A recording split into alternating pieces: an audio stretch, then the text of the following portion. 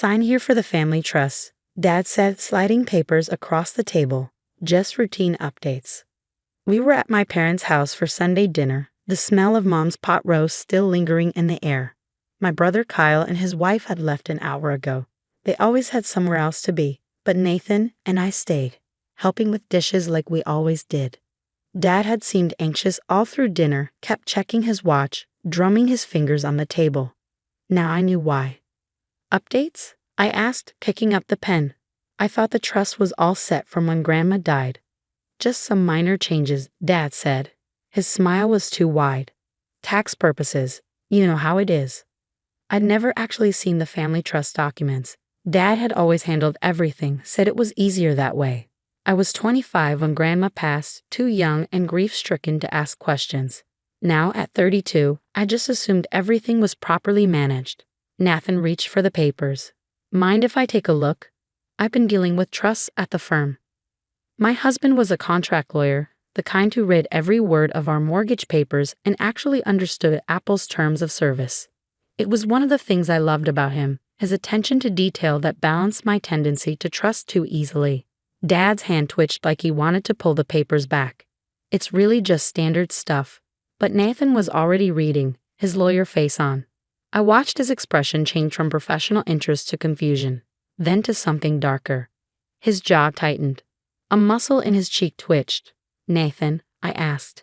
He kept reading, faster now, flipping pages with increasing urgency. Mom had gone very still at the sink, a soapy plate frozen in her hands. This isn't a trust, Nathan said finally, his voice deadly quiet. This is a confession. Then he tore the papers in half. The sound was like a gunshot in a quiet kitchen. Dad's face went white. Mom dropped the plate. It shattered on the floor, but no one moved to clean it up. What are you talking about? I whispered. Nathan spread the torn pages on the table. This document transfers all assets from the Riverside Cemetery Development Fund to your name, Melody. It also absolves your parents of any financial wrongdoing related to said fund. I don't understand. The Riverside Cemetery fire, Nathan said, still staring at my parents. 25 years ago, 17 victims. The cemetery that was supposed to be renovated with community donations, but mysteriously burned down instead. My stomach dropped. I knew about the fire. Everyone in town did. It was our local tragedy, the reason we had that memorial garden downtown. 17 people had died when the old cemetery's maintenance building caught fire during a community volunteer day. The investigation blamed faulty wiring, I said weakly. The investigation was closed due to lack of evidence, Nathan corrected. After $2.3 million in renovation funds disappeared.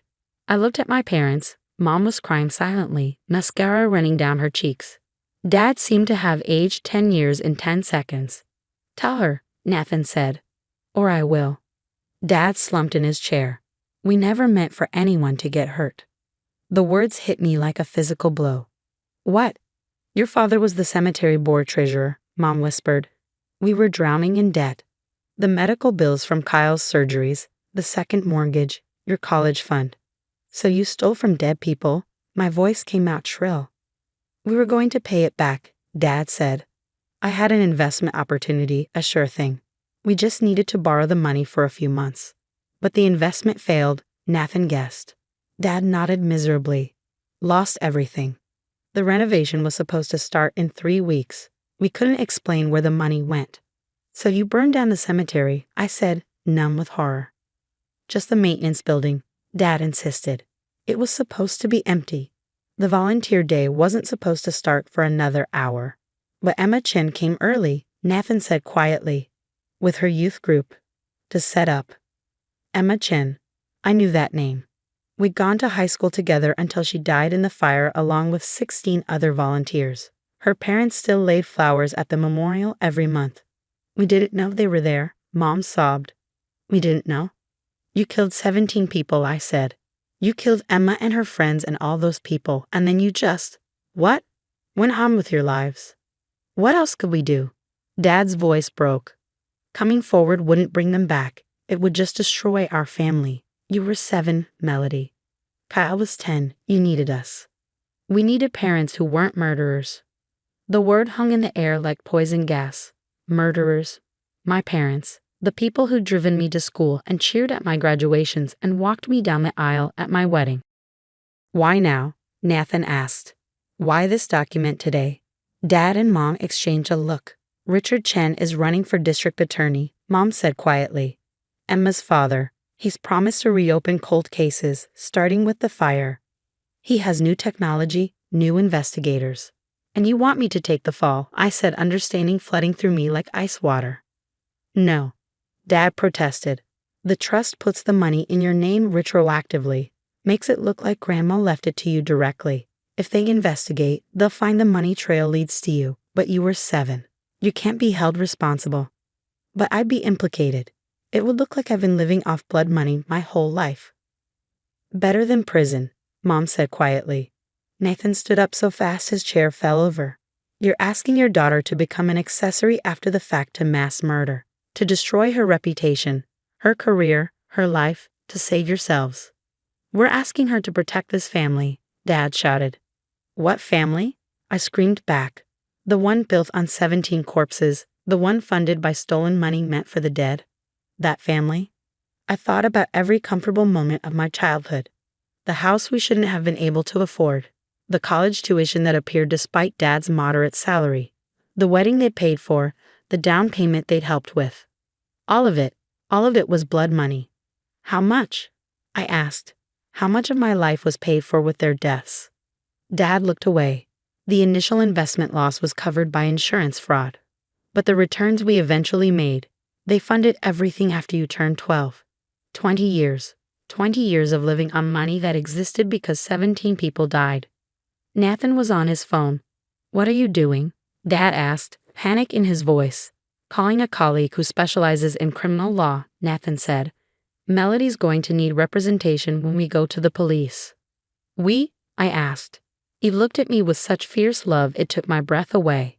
We, always. You can't. Mom lunged for the phone. Nathan stepped back, holding it out of reach. Watch us, he said. I thought about Emma Chen. We'd been in Girl Scouts together. She'd wanted to be a doctor. She'd been 17 when she died, trying to make our town a better place by beautifying the cemetery where her grandparents were buried. Kyle, I said suddenly. Does Kyle know? The guilty look that passed between my parents was answer enough. You told him but not me. He figured it out in college, Dad admitted. The accounting discrepancies, he's been helping us move money offshore, just in case. My brother, my parents, my entire family except for me, all complicit in mass murder. Why keep me in the dark? I asked. Because you're good, Mom said simply. You've always been our good girl. We knew you'd never understand. Understand. I laughed, harsh and bitter. I understand perfectly. You're all killers who've been planning to frame me if you got caught. Not frame, Dad insisted. Protect. The trust protects you while protecting us. It makes me look guilty of receiving stolen funds. But not murder, Mom said, like that made it better. Never murder. Nathan ended his call. My colleague is on her way. She says not to sign anything, touch anything, or say anything else until she gets here. You're destroying our family, Dad said. You destroyed 17 families, I shot back, and then used their money to buy my silence before I even knew there was something to be silent about. The next hours blurred together. Nathan's colleague arrived, a sharp woman named Patricia who took one look at the torn documents and told my parents they were idiots as well as murderers. The police came next, then the FBI because it turned out some of the cemetery funds had come from federal grants. My parents were arrested in their kitchen, next to the shattered plate no one had cleaned up. They didn't resist. They looked almost relieved, like 25 years of carrying that weight had finally broken them. Kyle was arrested at his office the next morning. The offshore accounts he'd set up made it worse. Showed consciousness of guilt, Patricia explained. He'd known for 7 years and done nothing but help hide the money. The investigation exploded our town apart. The Chen family finally got answers, but no justice. My parents might get 25 to life, but their daughter would still be dead. Other families found closure they'd never thought possible. The town newspaper ran headlines for weeks. I testified at the trial, told them about Sunday dinner, about the trust documents, about Nathan tearing them in half. told them how my whole life had been funded by blood money I never knew existed. "Do you think your parents feel remorse?" the prosecutor asked. "I think they feel sorry they got caught," I said. "They had 25 years to confess. Instead, they tried to make me their escape plan." My parents were convicted on all counts. 17 counts of involuntary manslaughter, plus fraud, conspiracy, and attempted obstruction of justice. Kyle got 10 years as an accessory after the fact. I spent the next year liquidating everything they'd ever given me. The house, the car, jewelry, everything. Nathan stood by me through it all, even when I tried to give away my engagement ring because Dad had helped pay for it. "That ring is from me," he said firmly. "Not them. Don't let their crimes steal our love too." The money went to the victims' families. It wasn't nearly enough. Divided 17 ways and depreciated by time, it was almost insulting. But they took it gracefully, said it helped to know someone in the family had a conscience. Emma Chen's parents invited me for tea one day. I almost didn't go, but Nathan convinced me. "You were 7. Mrs. Chen said, pouring jasmine tea with steady hands. "A child. Their victim too, in a way." "I benefited from her death," I said. "You didn't know," Mr. Chen said firmly. "And when you did know, you did the right thing. That matters." They told me about Emma, how she'd loved to garden, how she'd volunteered at the cemetery because she liked making things beautiful, how she'd been accepted to pre-med at Stanford the week before she died. "She would have been a wonderful doctor," Mrs. Chen said, "but she would have been prouder of you for choosing truth over family." I cried then for Emma and the 16 others, for the families destroyed, for the parents I'd lost not to death but to truth. The Chens held me while I sobbed, 2 people who had every right to hate me offering comfort instead. It's been 3 years now. Nathan and I moved 2 towns over, far enough to escape the daily reminders, but close enough to visit the memorial. We go every month, leaving flowers for 17 people who died because my father couldn't admit to embezzlement. I work at a nonprofit now, helping families of crime victims navigate the legal system. It pays nothing compared to my old job. But every penny is clean. Every night I sleep without wondering whose death funded my dreams. My parents write sometimes. I don't open the letters anymore. The first few were full of justifications, explanations, accusations that I destroyed our family for strangers. As if 17 people were worth less than their comfort. As if family meant covering up mass murder. Kyle's wife divorced him and moved across the country with their kids. She sends me Christmas cards, says she's grateful someone in the family finally told the truth. She's remarrying next spring. A teacher who knows her whole story and loves her anyway. Do you regret it? People sometimes ask. Turning in your own parents? I think about Nathan tearing those papers in half. About 17 families who spent 25 years wondering why. About Emma Chen's parents offering me tea and forgiveness. About sleeping peacefully on sheets that weren't bought with blood. I regret that they made it necessary, I say. I regret that 17 people died. I regret 25 years of lies. But telling the truth? Never. The family trust sits in evidence now, those torn pages taped back together. Proof that my parents loved their comfort more than justice. Proof that they'd have sacrificed my reputation to save themselves. Proof that sometimes family isn't who you're born to, but who stands beside you when you do the right thing. Nathan stood beside me. Patricia fought for me. The Chens forgave me. That's my family now, built on truth instead of lies, justice instead of secrets, love instead of blood money. My parents thought I'd signed those papers without reading them, the same way I'd signed birthday cards and permission slips and Christmas gift tags my whole life. They thought trust meant blind obedience. They thought family meant complicity. They thought wrong. And Nathan knew to read every word. Nathan knew to see the trap beneath the trust. Nathan knew to tear their confession in half and set the truth free, even though it would destroy the people who'd smiled at our wedding and promised to love me forever. That's the difference between real family and blood relatives. Real family protects you from harm, even when the harm comes from people you love. Blood relatives expect you to drown with them and call it loyalty. I chose real family. I chose truth. I chose to honor 17 people who died because my father was too proud to admit he'd stolen. And every month when I lay flowers at that memorial, I think about Emma Chen, 17 forever, wanting to be a doctor, killed while trying to make something beautiful. I can't bring her back. Can't undo what my parents did. Can't escape the knowledge that my education was paid for by her death. But I can tell the truth. I can refuse to sign. I can tear up confessions disguised as trust documents. I can choose justice over family, truth over comfort, right over blood. And I do. Every day I do. Because that's what Emma would have done. That's what any decent person would do. That's what family, real family, actually means. The moment you hear family laughing at your expense, something shifts inside you. It's like watching a glass fall in slow motion. You know the crash is coming, but you're powerless to stop it. I'm Peyton, and I used to be the family charity case. At least, that's what they called me when they thought I couldn't hear them. It was Christmas Eve at Lucy's new condo, the one I'd secretly helped her get by covering the security deposit. I was in the kitchen, scraping plates into the garbage, like the good little helper I'd always been, when their voices drifted in from the dining room. God, it's so sad watching Peyton pretend everything's fine. Lucy's voice carried through the swinging door. Did you see that clearance rack dress she's wearing? At least she showed up to help with cleanup, Susan chimed in.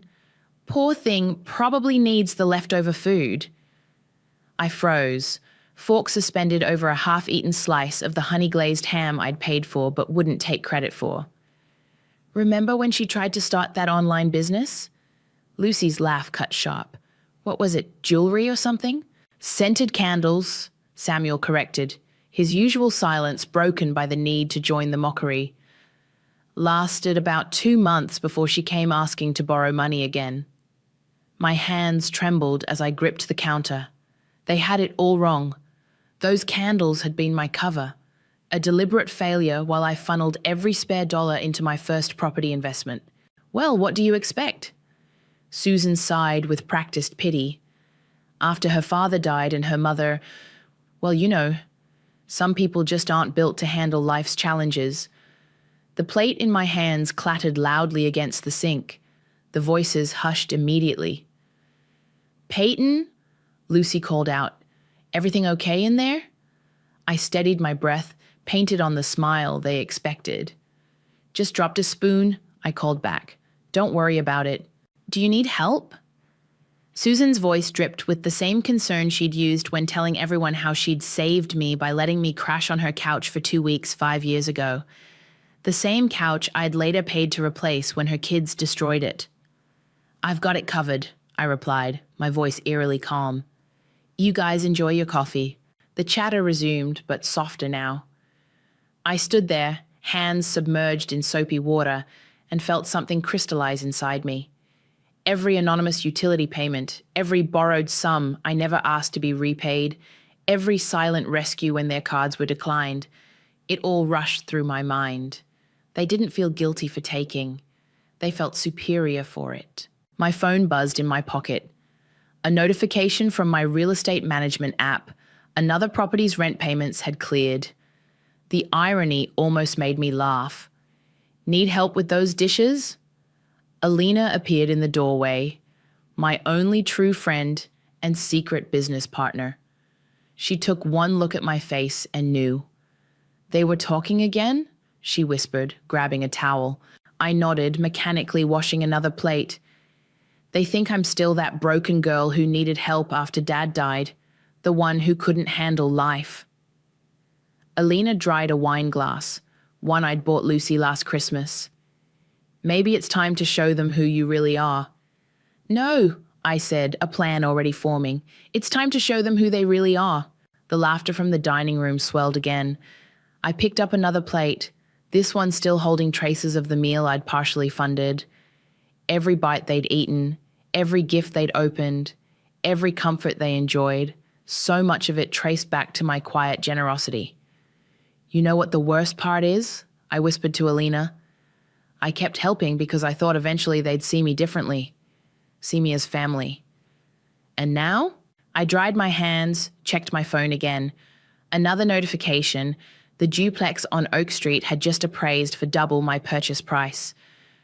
Now I'm done being their tragic little charity case, I said, straightening my clearance rack dress, the same one I'd worn to close a 6-figure deal last week.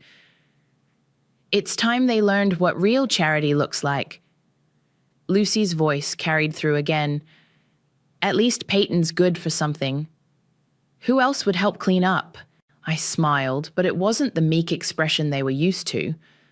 This smile had teeth. Who else indeed? I murmured, pulling up my banking app. Lucy's mortgage payment was due soon, the one I'd been anonymously covering for months. My finger hovered over the transfer button. Time to let some bills go unpaid. Time to watch their house of cards collapse. You sure about this? Alina asked, knowing that look in my eye. I deleted the scheduled payment and slipped my phone away. They wanted a charity case, I said, pushing through the kitchen door. Let's see how they handle being one. You're telling me you want to buy this dump? Cash? Charles leaned back in his worn office chair, eyeing me with a mixture of disbelief and curiosity. The same building where your cousin Lucy lives? I nodded, keeping my expression neutral as I studied the property records spread across his desk. The numbers make sense. Numbers, sure, he chuckled, running a hand through his silver hair. But family? That's messier than any balance sheet. 3 years earlier, I'd been sitting in a different office, listening to Alina explain how to turn my savings into something bigger. Real estate isn't about buildings, she'd said. It's about seeing what others miss. I'd started small, a rundown duplex that the bank wouldn't touch, worked overtime at the coffee shop to fund repairs, lived on ramen while learning to fix toilets and patch drywall. My family assumed I was barely surviving. Perfect. Your cousin's been late on rent twice this year, Charles continued, interrupting my thoughts. Her husband lost his job at the firm. I know. I'd gotten the tearful call from Lucy herself, had listened to her sob about how unfair life was while I signed the paperwork on my fourth property. And you still want to buy? I pulled out my checkbook. I want to make you an offer. The door opened and Alina walked in, right on cue. Sorry I'm late. Traffic was terrible. She set her briefcase down and gave Charles her most professional smile. I see Peyton's already started without me. Charles straightened up. Everyone in real estate knew Alina's reputation. You're working with her on this? Peyton's one of my most promising investors, Alina said, sitting beside me. She has quite the portfolio already. I watched Charles reassess me, his eyes moving from my simple clothes to the numbers on the papers before him. Good. Let him see what everyone else missed. Show him, Alina nudged.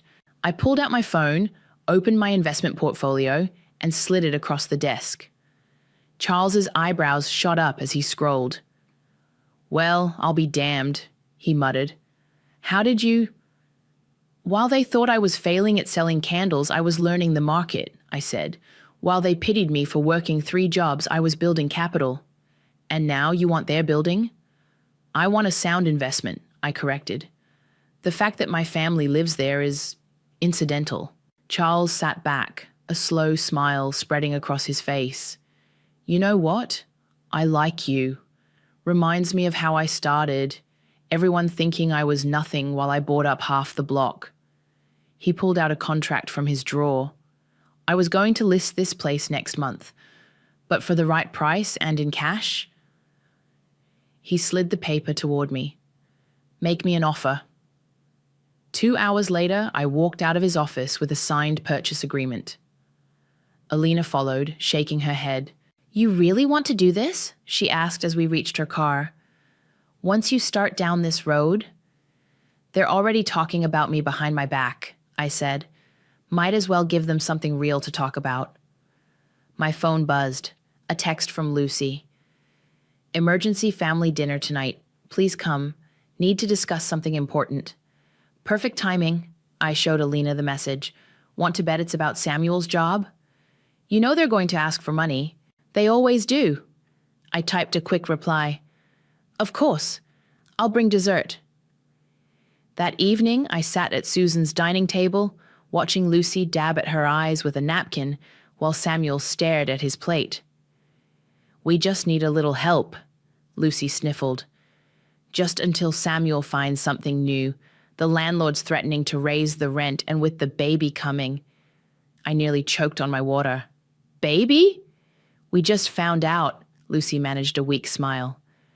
But with everything else, Susan reached over to pat Lucy's hand. Family helps family, right, Peyton? I felt their eyes on me, expecting, assuming, judging. They thought they knew exactly what I could and couldn't offer. Of course, I said softly. Family helps family. Later that night, I sat in my home office looking at the building purchase contract. With a few clicks, I created a new LLC, one that couldn't be traced back to me. Then I drafted a notice to all tenants. Rent would increase by 30% in 60 days. My phone lit up with a text from Alina. You okay? I thought about Lucy's tears, about Susan's practiced concern, about all the times they'd laughed at my expense while taking my help. I'm fine, I typed back. Just reviewing some investment opportunities. I looked at the sonogram picture Lucy had passed around at dinner, then at the eviction notice template on my screen. My finger hovered over the keyboard.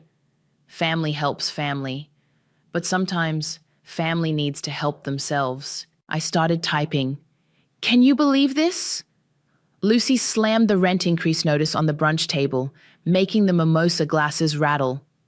30%, with no warning. I carefully buttered my toast, keeping my expression concerned. Around the table, my family members exchanged worried glances. It was Sunday brunch at Susan's, a tradition I'd normally skip, but today was too important to miss. Who even are these new owners? Susan demanded, scanning the letter.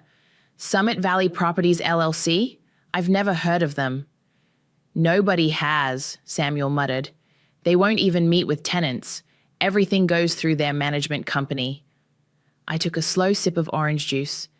The management company, another LLC I controlled, had strict instructions about maintaining anonymity. Peyton, Lucy turned to me, eyes pleading. You work in that coffee shop near the real estate offices. Have you heard anything? Sorry, I shrugged. Just that a lot of buildings are selling lately. Well, we can't afford this increase, Lucy's voice cracked. Not with the baby coming. And Samuel still hasn't found a new job. Have you considered moving? I suggested mildly. The table went silent. Lucy's face reddened. Move? From my home? Where would we even go? There are cheaper neighborhoods, I said, reaching for more toast. You would know all about those, Lucy snapped, then immediately covered her mouth. I'm sorry, I didn't mean... Yes, you did, I replied quietly. The table tensed. But you're right. I do know about living within my means. Susan jumped in, ever the peacemaker. Now, girls, we need to focus on solutions. Lucy, dear, your father and I could help with the increase for a few months. That's so generous, Lucy wiped her eyes. But it's not just the rent. The new owners are renovating the empty unit next door. The noise is terrible, and they work at all hours. I knew. I'd specifically instructed the contractors to start early.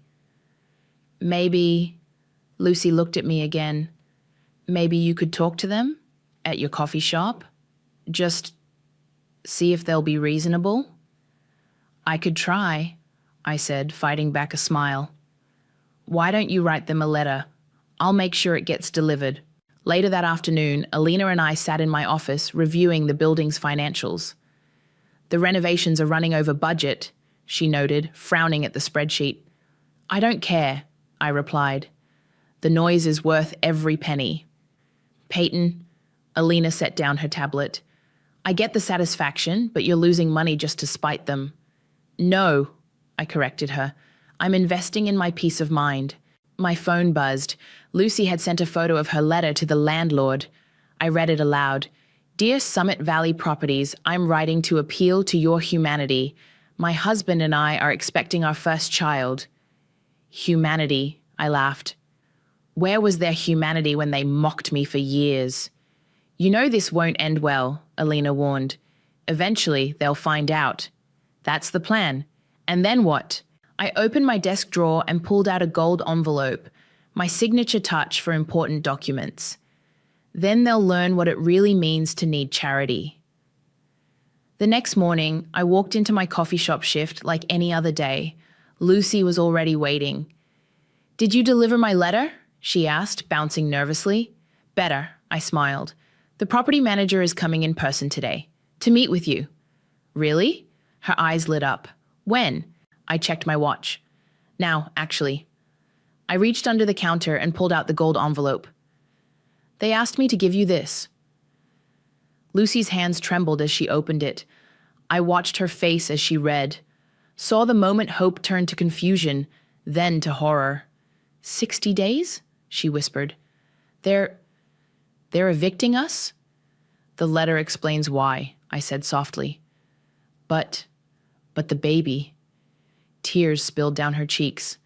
How could they be so cruel? I leaned forward. The same way you could laugh at family behind their back. The same way you could mock someone's struggles while taking their help. Lucy's head snapped up. What? I pulled out my building ownership documents and placed them next to the envelope. Surprise, cousin. Turns out the charity case was your landlord all along. She staggered back, face pale. You, this whole time, me, the one in clearance rack dresses, the one who couldn't handle life's challenges. I straightened my coffee shop apron. The one who owns your home. You can't do this, she whispered. We're family. Family helps family, right? I smiled. Consider this me helping you learn about consequences. Lucy grabbed the documents, hands shaking. Susan will hear about this. Everyone will. Good, I said, turning back to my coffee machines. Tell them their landlord says hello. She fled the shop, leaving the gold envelope behind. I picked it up, running my finger along its expensive edge. One down, one more to go. I pulled out my phone and texted Alina. Time to look at Susan's building. I'm feeling charitable. The banging on my door started at 6 a.m. I'd been expecting it, sitting at my kitchen counter with a fresh cup of coffee, watching the security camera feed on my phone. Open this door right now! Susan's voice carried through the wood. Peyton! I took another sip, counting down. 3, 2, 1. I know you're in there. Your car's outside. I walked to the door, smoothed my expression, and opened it. Susan burst in, her face flushed with rage, still in her morning robe. How dare you? She seethed. How dare you do this to Lucy? Good morning to you too, Aunt Susan. I closed the door quietly. Coffee? Don't play games with me. She jabbed a finger at my chest. Lucy's pregnant. She's family. Funny how family works, I said, walking back to my counter. Sometimes they help you. Sometimes they laugh while you're doing dishes. Susan's face paled slightly. What? Christmas Eve, I reminded her. Remember? Poor thing probably needs the leftover food. You heard that? I hear everything. I poured a second cup of coffee, pushed it toward her. Including how you tell everyone you saved me after Dad died, how you gave me a place to stay. I did. 2 weeks on your couch. I nodded, which I repaid by buying you a new one when your kids destroyed it. Remember that mysterious, anonymous gift? Susan sank onto a bar stool, her anger giving way to confusion. That was you? Like the money that appeared in your account when Tommy needed braces? Or when your car broke down? I pulled out my phone, scrolled through years of bank transfers. Would you like to see the receipts? But you were struggling, working at that coffee shop.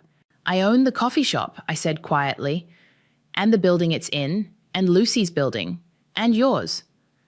The coffee cup slipped from her hands, spilling across my pristine counter. I watched the brown liquid spread, remembering all the messes I'd cleaned up for them over the years. That's impossible, she whispered. Check your mail today, I said, tossing her a paper towel. There's a gold envelope waiting. Her eyes widened. No. Your building's been sold too, new owner. I smiled. Me. Susan stood up so quickly the stool toppled over. You can't. I've lived there for 20 years. Funny thing about property rights, I said, picking up the stool. They belong to whoever holds the deed. We're your family, she screamed. We took care of you. Did you? I stepped closer. Or did you just need someone to look down on? Someone to make you feel better about your own life? That's not true. Remember when I started selling candles? I pulled out my investment portfolio.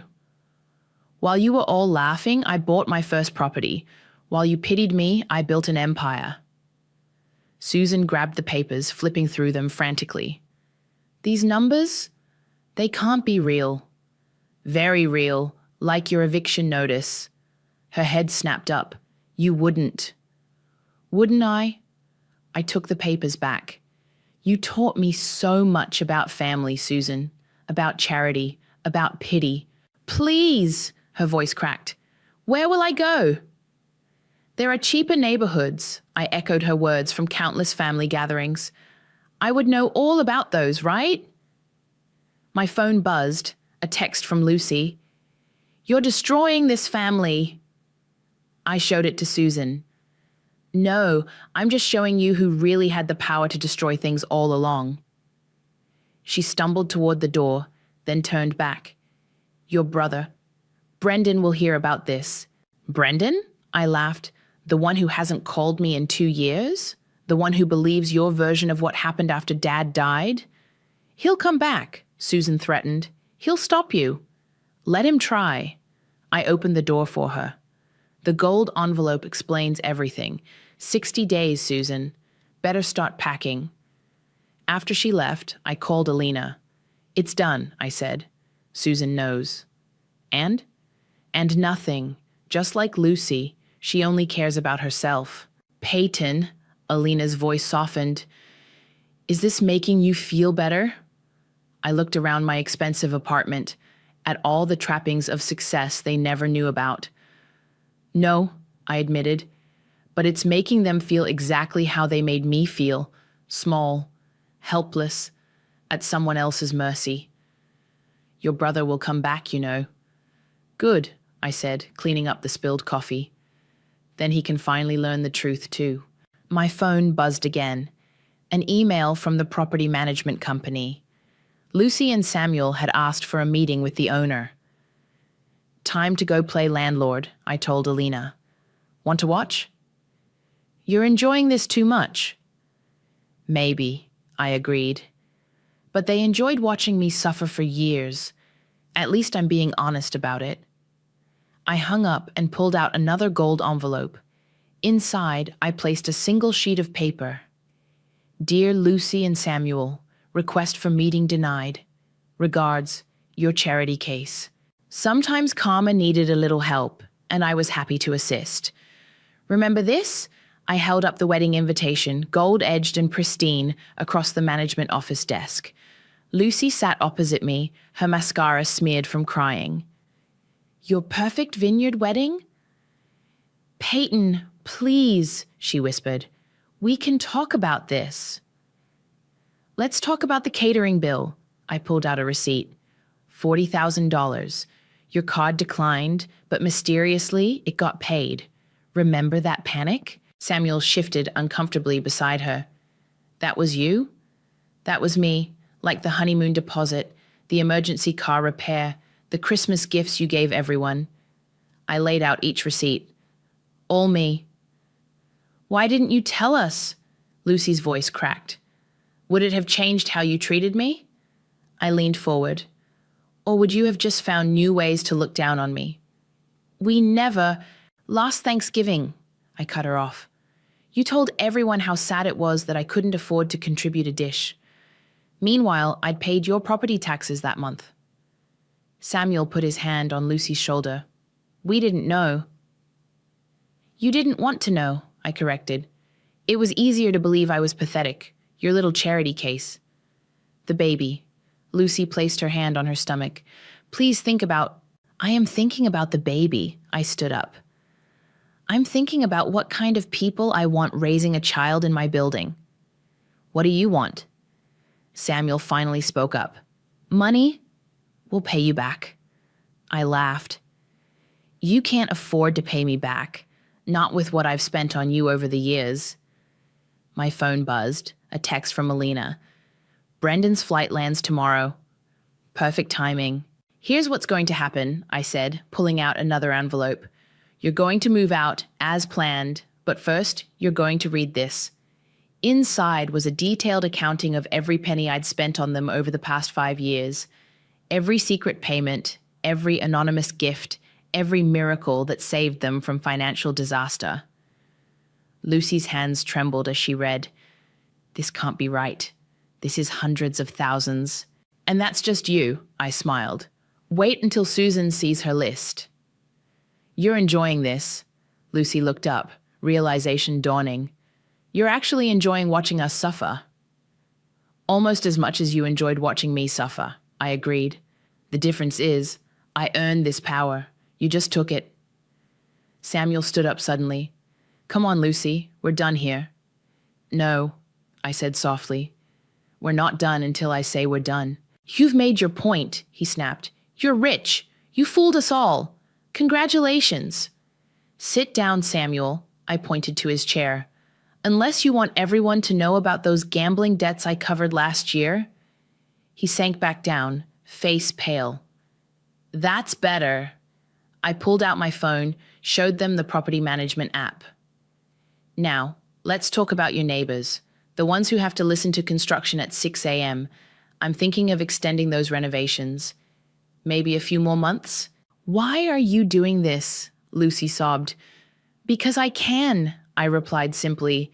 Because every time you laughed at me, every time you whispered behind my back, every time you used my supposed poverty to make yourselves feel superior, I was actually building the power to destroy you. My phone buzzed again. Susan this time. Brendan wants to meet with you. Your brother's coming home, Lucy said, wiping her eyes. He won't let you do this. I showed them the text. You mean the brother who hasn't visited me in 2 years? Who believes your version of events? Let him come? He's still family, Samuel tried. Family? I stood up, gathering the receipts. Family doesn't mock family. Family doesn't build themselves up by tearing others down. Family doesn't need to be bought. We're sorry, Lucy whispered. We were wrong. Yes, you were, I walked to the door. And now you're evicted. Funny how karma works, isn't it? After they left, I sat in the quiet office, looking at the stack of receipts. Years of secret generosity, of silent support, of swallowing my pride while they trampled my dignity. My phone rang. Alina. Brendan's asking questions, she said. He's been calling everyone. Let him, I replied, watching through the window as Lucy and Samuel crossed the parking lot. Let him learn exactly who his family really is. And then what? I thought about the final gold envelope sitting in my desk drawer, the one with Brendan's name on it. Inside was the truth about what really happened after Dad died, about who really abandoned who. Then he can choose, I said. But this time, he'll choose with all the facts. I hung up and watched Lucy's car pull away. In the distance, I could hear the construction crews starting early again, the sound of karma working overtime. Tomorrow, Brendan would learn the truth. But tonight, I had one more gold envelope to deliver to Susan. Sometimes the best revenge isn't just getting even. It's revealing who people truly are, one truth at a time.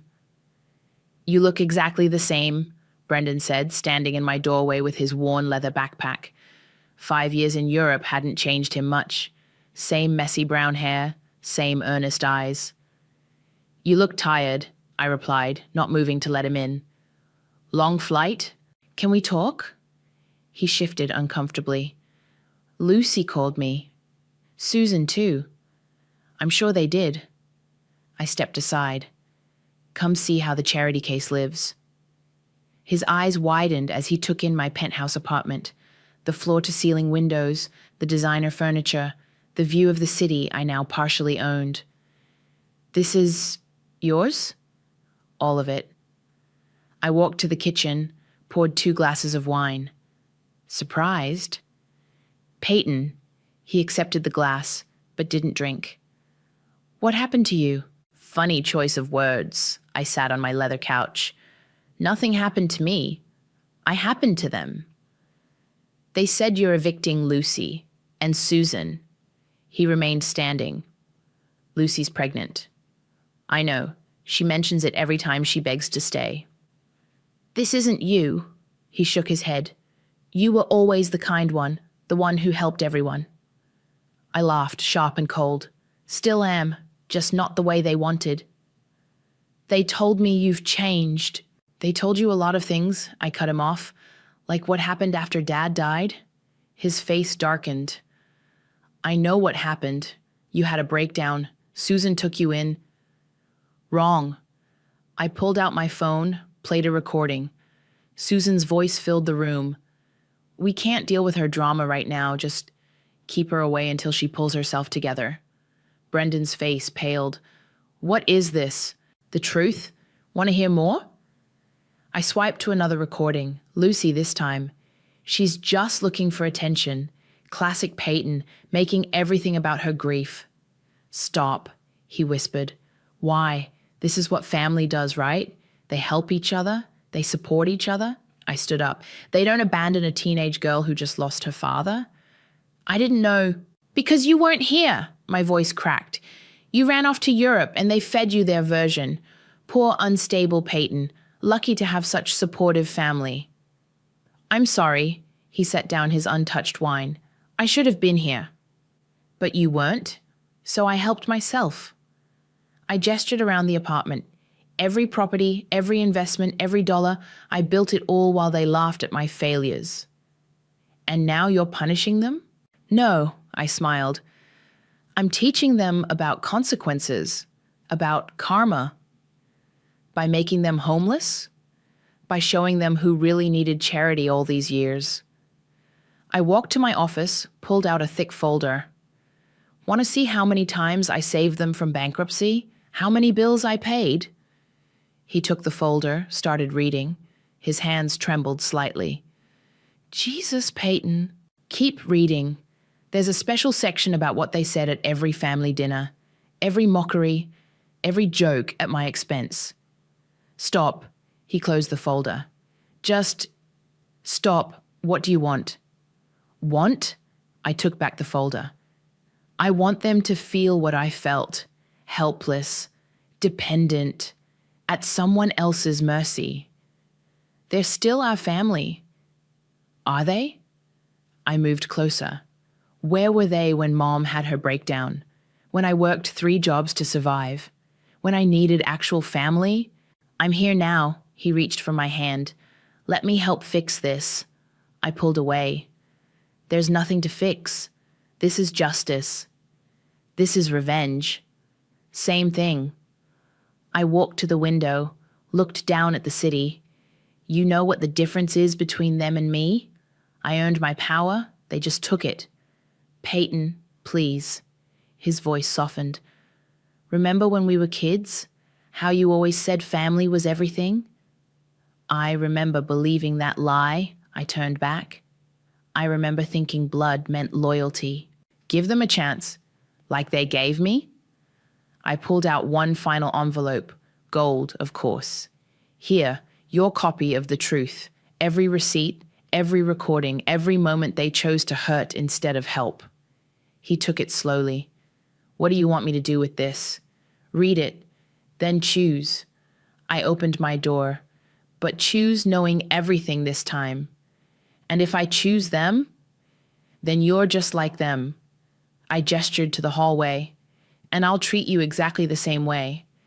He stood there for a long moment, envelope in hand, looking at the sister he thought he knew. You really won't change your mind? They didn't change their hearts, I replied. Why should I change my mind? After he left, I watched the sun set over my city. My phone buzzed. Alina. How did it go? Like expected, I said. He wanted to fix things. And? I thought about the look in his eyes when he heard the recordings. The shock, the guilt, the realization.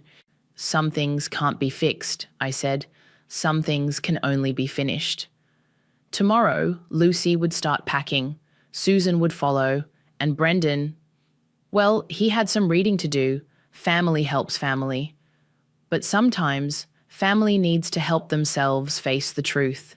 The moving truck pulled away from Lucy's building at exactly noon. I watched from my car across the street as she stood on the sidewalk, one hand on her belly, the other wiping tears. Samuel loaded their last suitcase into their sedan while Susan hovered nearby, still in denial that her eviction would come next. My phone buzzed. Brendan. I read everything. Can we meet? No, I typed back. I'm busy watching karma in action. Lucy spotted my car, nudged Samuel. They both stared, but neither approached. Good. They'd finally learned. Alina's Tesla pulled up beside me. She rolled down her window. Enjoying the show? More than I should, I admitted. Come on, she nodded toward her car. I need to show you something. 20 minutes later, we sat in her office looking at my portfolio spreadsheet projected on the wall. You've crossed $2 million in net worth, she pointed to the bottom line. Congratulations, you're officially rich. I laughed, but it came out hollow. Funny, I don't feel rich. No? She turned to face me. What do you feel? Empty, I surprised myself with the honesty. Like I won, but the victory tastes like ash? More like... I searched for the words. Like I became exactly what they always said I was. Cold, calculating, heartless. You're not heartless, Alina said softly. Heartless people don't feel empty after winning. My phone buzzed again, Susan this time. The movers are coming tomorrow. Please, just talk to me. I deleted the message without responding. You know what's strange? I said, still staring at my phone. I kept thinking revenge would feel better than this. More satisfying. Revenge is like cheap wine. Alina stood, walked to her window. Intoxicating at first, but the hangover's brutal. So what now? I just forgive them? No, she turned back. But maybe you stop letting them define you, even through revenge. My phone lit up with an email notification. From Brendan. I'm leaving for Europe again tomorrow. I understand now why you did what you did. But I don't recognize my sister anymore. Maybe that's the real tragedy here. Not what they did to you, but what revenge did to you. Love you always, B. I felt something crack inside my chest.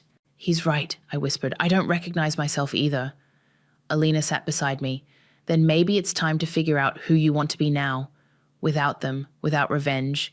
Just you. How? Start by looking at that number again. She pointed to my net worth. You did that. Not spite, not revenge. You. I stared at the figure, remembering all the late nights, the careful planning, the strategic investments. I did, didn't I? So what's next? More evictions? More gold envelopes? Or something else? Before I could answer, my phone rang. The property management company. A tenant in one of my other buildings was 3 months behind on rent, facing eviction.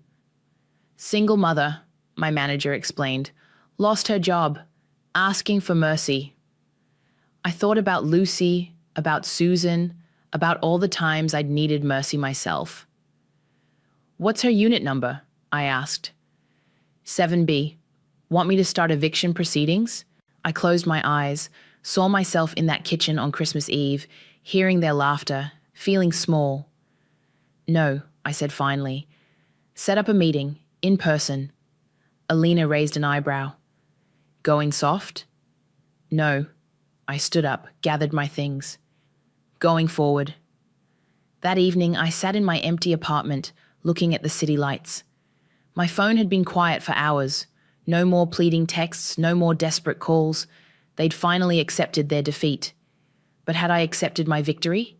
I pulled out my laptop, opened my investment portfolio.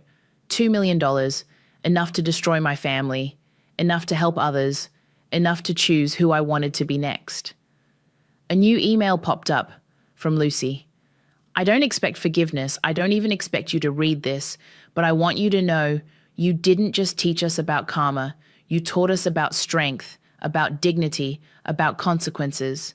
I'm sorry we had to learn it this way. I'm sorry we made you learn it alone. I started to delete it, then stopped. Copied it instead. Saved it in a new folder labeled After. My phone buzzed one last time. Alina. Tenant meeting tomorrow at 9. Still want to play landlord? I looked at my reflection in the window. Successful, powerful, alone. Yes, I typed back. But this time I'm playing by my rules, not theirs. Because maybe that's what winning really meant. Not destroying others, but building yourself. Not seeking revenge, but finding peace. Even if that peace came in a gold envelope. The woman in Unit 7B clutched her eviction notice with trembling hands. Please, she whispered. My daughter, we have nowhere else to go. I sat across from her in the management office, studying her face. Sarah, that was her name, single mother, laid off from her accounting job, 3 months behind on rent, just like I'd once been, minus the family that pretended to help. Tell me about your daughter, I said. Emma, she's 7. Sarah pulled out her phone, showed me a picture of a gap-toothed girl with braids. She doesn't know how bad things are. I've been pretending everything's fine. My chest tightened. Like making up stories about why you can't buy new clothes or why dinner is always ramen. She looked up sharply. How did you? Because I lived it. I pulled out my own eviction notice from years ago, right after my father died, when I learned that sometimes pretending is all you have. Sarah's eyes filled with tears. I just need time, a chance to find another job. I thought about Lucy, about Susan, about all the chances they'd squandered, about how power could be used to break or to build. I have a proposal, I said, pulling out a contract. Not charity, an opportunity. Her hands steadied slightly. What kind of opportunity? My property management company needs an accountant, someone who understands numbers and empathy. You're offering me a job? I'm offering you a choice. I slid the contract across the desk. Work for me. Pay your rent through payroll deduction. Build something real. She read the salary figure, gasped. This is market rate, I said firmly. No charity, just dignity. My phone buzzed. Brendan. At the airport. Last chance to say goodbye? I ignored it, focused on Sarah. What do you say? She grabbed a pen, signed without hesitation. When do I start? Today, I stood up. But first, I need you to help me with something. An hour later, we stood in my office, looking at spreadsheets of my other properties. Sarah's accountant's eye caught something I'd missed. These units, she pointed. The rent's below market. Why? Because sometimes profit isn't the point, I said. Sometimes it's about giving people what I never got, a fair chance. My phone buzzed again. Lucy this time.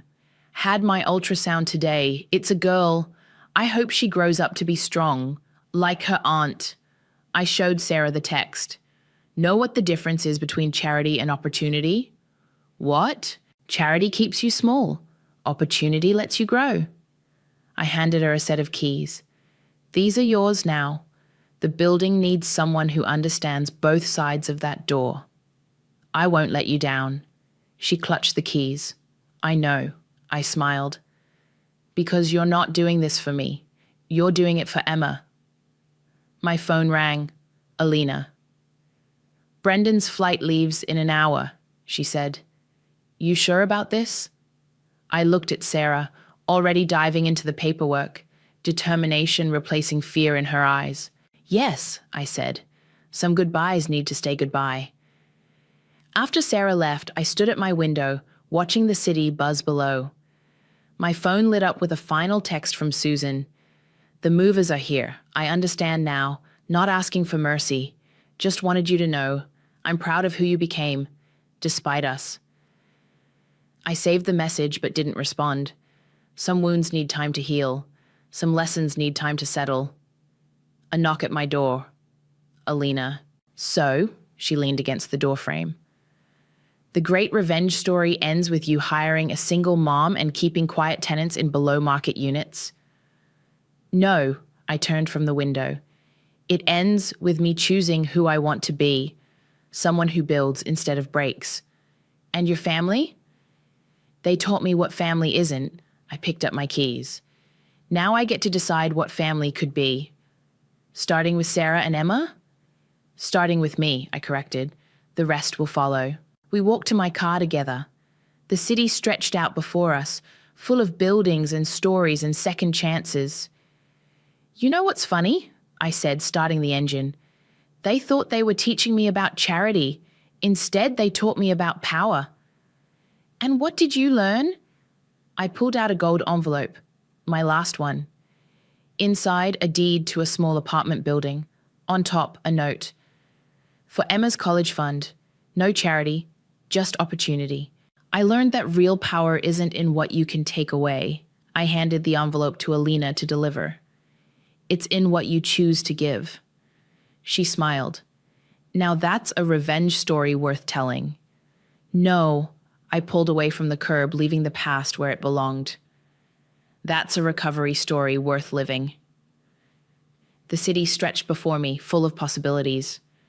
Not all of them golden, but all of them mine to choose. Sometimes the best revenge isn't revenge at all. Sometimes it's simply becoming someone they never thought you could be. Someone better than they ever were. The paint fumes made my eyes water, but I kept rolling that sage green across the back wall anyway. It was 3 a.m, and my mom was passed out on the makeshift bed we'd dragged into what would become her office. She'd been going non-stop for 16 hours straight, and honestly, I was proud of her for finally taking a break. My name is Cora, and at 26, I thought I'd finally found my purpose. Not in some corporate cubicle or chasing someone else's dream, but right here in this dusty storefront that smelled like sawdust and possibility. Cora, honey, you don't have to stay up all night, Mum had mumbled around midnight, but her eyes were already drooping. Someone has to finish this wall, I said, squeezing her shoulder. Besides, we open in 2 weeks. Sleep. I've got this. That's how it had been for 3 months. Me picking up the slack, me staying late, me using my savings to cover the deposits she couldn't quite manage. But I didn't mind. For the first time in my life, my mother actually needed me for something real. The vintage thrift shop had been her idea, obviously. Mum always had ideas. When I was 12, she wanted to start a catering business. At 15, it was handmade jewellery. At 20, she was convinced we should flip houses together, but this felt different. She'd found the perfect location, negotiated with the landlord, even had a business plan sketched out on napkins. This is it, Cora, she'd said that first day, keys jangling in her hand as she unlocked the empty space. This is going to be our legacy, yours and mine. Our legacy. Those words had hit me right in the chest. I dipped the roller again and stretched to reach the corner. The green was perfect, not too bright, not too muted. Mum had great taste, I'd give her that. She'd picked out everything from the paint colours to the vintage brass fixtures we'd installed last week. You have such good instincts, she'd told me while I was on my hands and knees, screwing in the baseboards. I don't know what I'd do without you. The front door chimed. We'd finally gotten the bell working yesterday. And I turned to see Mom shuffling in with 2 cups of coffee from the 24-hour diner down the street. Couldn't sleep, she said, handing me a cup. Kept thinking about the window display. It's 4 a.m, Mum. I know, but look at this place. She gestured around the space with her free hand. Look what we built! And she was right. The transformation was incredible. What had been a grimy, abandoned storefront 3 months ago now looked like something out of a magazine.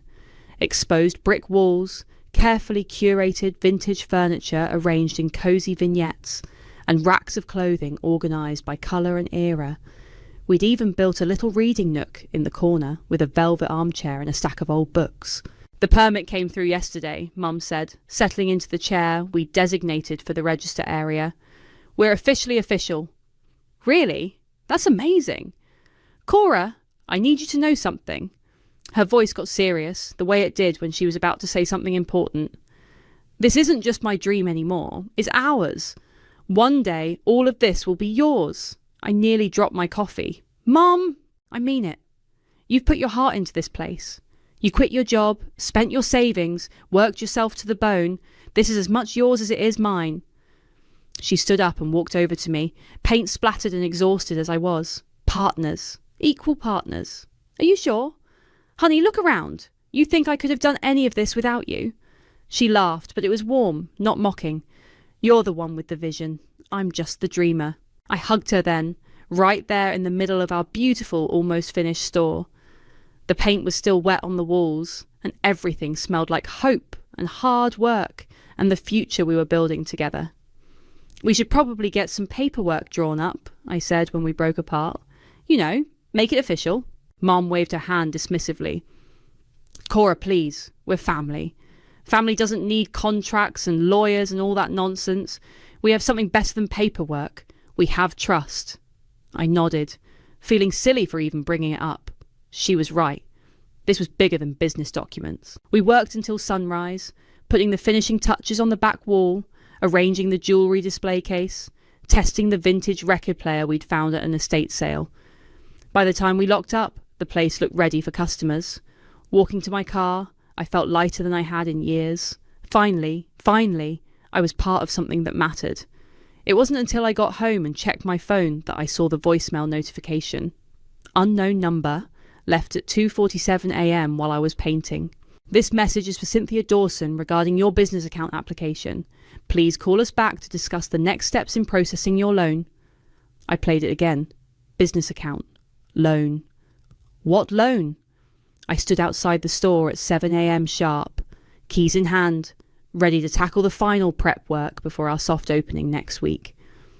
The morning sun hit the windows just right, making the vintage mannequins look like they were posing for a photo shoot. Except my key wouldn't turn. I jiggled it, thinking maybe the lock was sticking. Nothing. I tried again, pushing harder. The key slid in but wouldn't rotate even a millimetre. What the hell? I walked around to the back entrance. Same thing. The key that had worked perfectly yesterday was now completely useless. My phone buzzed. Mum. Hey honey, running a bit late this morning. Go ahead and start without me. Mum, the locks aren't working. Did you change them? A pause. Too long of a pause. Oh right, yes, I had them changed yesterday evening. Security upgrade. Okay, where are the new keys? Another pause. Actually, Cora, I need to talk to you. Can you meet me at the diner? Something cold settled in my stomach. Why can't we talk at the store? Just meet me at the diner. 20 minutes. She hung up. I sat in my car for 15 minutes staring at the storefront we'd built together, trying to make sense of what was happening. Finally, I drove to the diner, that voicemail about the business loan playing on repeat in my head. Mum was already there, sitting in a corner booth, stirring her coffee like she was trying to dissolve the spoon. There's my girl, she said, but her smile looked painted on. I slid into the booth across from her. What's going on with the locks? Kira, honey, you know I appreciate everything you've done for the store. Appreciate? Mum, we built that place together. You said we were partners. I know, and we were, but things have gotten complicated. What kind of complicated? She wouldn't meet my eyes. The business has to be streamlined. I've brought in some help. Help with what? We were doing fine on our own. Camilla is going to be managing the day-to-day operations. I blinked. Camilla? Your niece Camilla?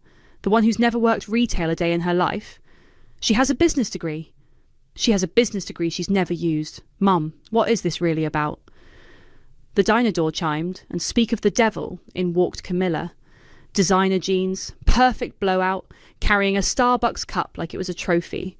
She spotted us and sauntered over. Morning, Aunt Cynthia. Cora. She slid into the booth next to my mother, all smiles and confidence. Camilla was just telling me about some exciting ideas she has for the store, Mum said. Oh, tons of ideas, Camilla chirped. Social media campaigns, influencer partnerships, maybe even a website with online ordering. I stared at her. Those were my ideas. I pitched those to you last month, Mum. Well, great minds think alike, Camilla said with a little laugh. Cora, the thing is, Mum continued, I need someone who can be there full time. Someone who can really commit. I quit my job for this store. I spent my entire savings. How much more committed could I be? But you were always talking about maybe going back to school or travelling or... I never said any of that. So Mum's voice got sharper. Don't raise your voice at me. I'm not raising my voice. I'm asking you to explain why my cousin is suddenly running the business we built together. The business I built, Mum corrected. With your help, yes, but it's my business. The words hit like a slap. That's not what you said 3 months ago, or last week, or literally 2 days ago when you told me it would all be mine someday. I was being encouraging, motivational. You were lying. Cora! Mum's voice went cold. I think you're being dramatic. You helped out, and I'm grateful, but let's not pretend this was ever anything more than that. I looked at Camilla, who was examining her manicured nails like this conversation was boring her. Did you know? I asked her. When you agreed to take over, did you know I thought I was a partner? Camilla shrugged. Aunt Cynthia told me you'd been helping out, but that she needed someone more professional. Professional. Someone who understands business. I laughed, but it came out harsh. I understand business just fine. I understand that partners usually get contracts. I understand that partners usually get keys to their own store. It's not your store, Mum said quietly. Right, I forgot. Family doesn't need contracts, remember? Family just needs trust. I stood up, my hands shaking slightly. You know what's funny? I actually believed you.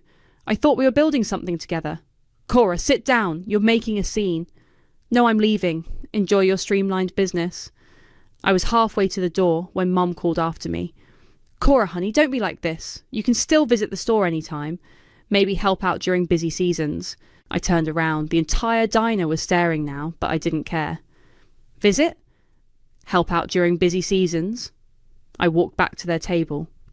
Mum, I painted those walls. I installed those fixtures. I chose that inventory. I designed that window display. And now you want me to visit?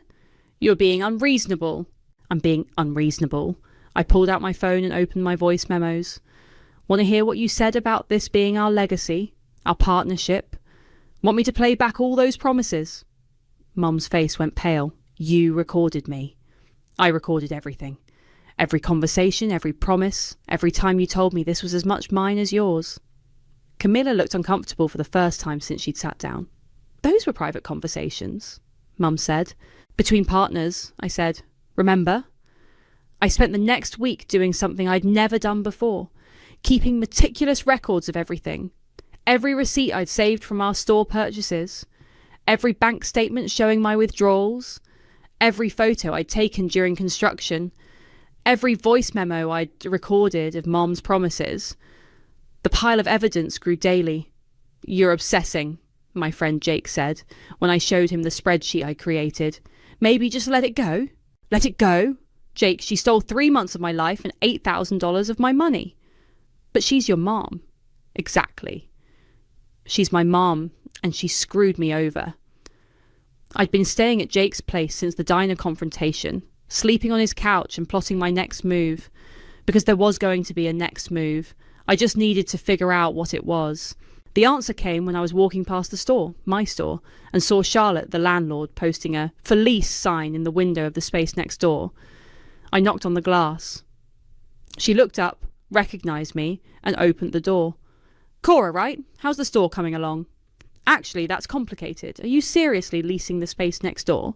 Just went on the market yesterday. Same square footage as your mum's place, but it needs work. She studied my face. Why? You interested? Maybe. Can I see it? Charlotte unlocked the door to reveal a space that was basically identical to Mum's store, just mirrored. Same exposed brick, same high ceilings, same potential. Rent's the same as next door, Charlotte said. First month, last month, security deposit. I walked around the empty space, my mind racing. What if I wanted to call it something similar to the existing store? Like Cappy complimentary branding? Charlotte raised an eyebrow. As long as it's not trademark infringement, I don't care what you call it. And how quickly could I move in? Soon as the paperwork's done and the check clears. I pulled out my phone and opened my banking app. The number was smaller than it used to be, but still enough. I'll take it. Just like that. Just like that. We shook hands right there in the empty storefront. Can I ask you something? Charlotte said as she pulled out the lease agreement. What happened with you and your mum? I thought you two were partners. So did I. Charlotte made a note on her clipboard. You know, you're not the first person she's burned. What do you mean? Nothing specific. Just, your mum has a reputation around here. People talk. I signed the lease that afternoon and immediately started making calls. First, to a contractor I'd worked with at my old job. Then to a business loan officer at the credit union.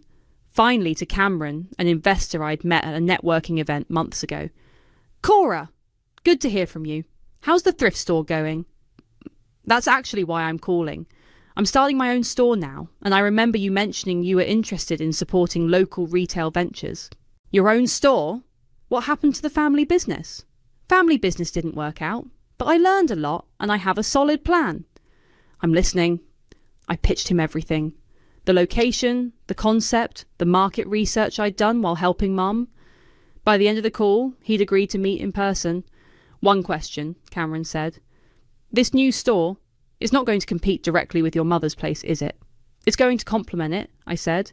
Different target demographic, which was technically true.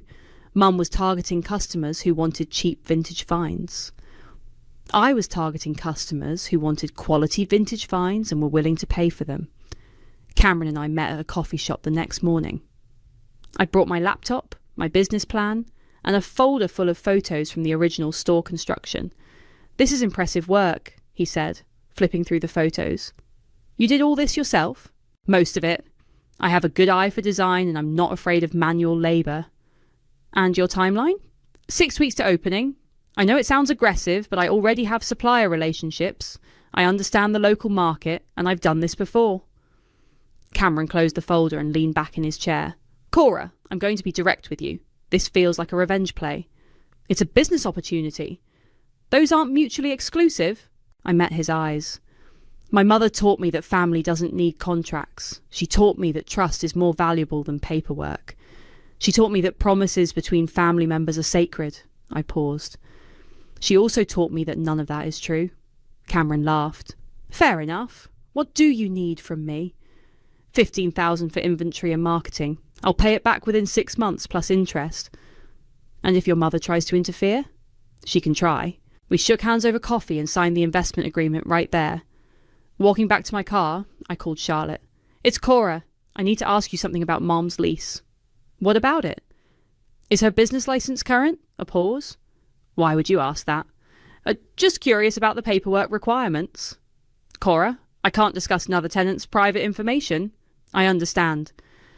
But hypothetically, if someone's business license had violations, would that affect their lease? Another pause. Hypothetically, yes. Major violations could trigger lease termination clauses. Good to know. Cora. Yeah? You didn't hear this from me, but you might want to check the city's public records database. Business licenses are public information. I spent that evening on the city website, searching through business registration records. What I found made me smile for the first time in weeks. Mom's business license had 3 outstanding violations: zoning compliance, sales tax registration, and occupancy permits. All fixable problems, if you knew about them. All grounds for lease termination, if you didn't. My phone buzzed at 11 p.m. while I was reviewing contractor estimates. Unknown number. Hello? Cora? It's Eloise, my little sister. I hadn't heard from her since the diner incident. Hey, El, what's up? Can we meet somewhere? I need to talk to you.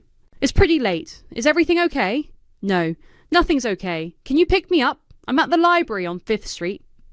20 minutes later, I found Eloise sitting on the library steps, looking smaller than her 19 years. She climbed into my car without a word. Where do you want to go? Anywhere but home. I drove to the 24-hour diner where this whole mess had started. We grabbed a corner booth, and Eloise ordered coffee with shaking hands. Mom's been acting weird since your fight, she said. Weird how? Paranoid. Angry. She keeps asking if I've talked to you, if I know what you're planning. Eloise wrapped her hands around her coffee mug. Cora, I heard something. Before the whole thing went down. What did you hear? I was upstairs doing homework, and Mum was on the phone with Camilla.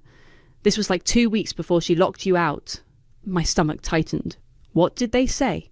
Mom was telling Camilla about the store, about bringing her in to manage it, and Camilla asked what she was going to do about you. And? Mum said you were getting too attached, that you thought you were some kind of partner. She said she needed to cut you loose before you got any more ideas. The words hit like ice water. She planned it, the whole thing. There's more. Eloise's voice got quieter.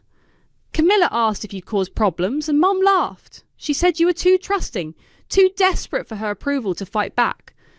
I gripped my coffee mug so hard I thought it might crack. I should have warned you, Eloise continued. But I thought maybe I misunderstood, or maybe she'd changed her mind, or, Elle, it's not your fault. Yes, it is. I knew she was planning to screw you over, and I said nothing. You were protecting yourself. I get it. Eloise started crying then, quiet tears that she wiped away with her sleeve. There's something else. About Aunt Elizabeth. Who's Aunt Elizabeth? Mum's sister. She died when I was little, but I found some old papers in Mum's room. They had a bakery together in the 90s. I've never heard Mum mention a bakery. Because she stole it. Same thing she did to you. Elizabeth put up the money, did all the work, and Mum pushed her out right before it became profitable. I stared at my sister. How do you know all this? The papers, legal documents, letters from Elizabeth begging Mum to honour their agreement.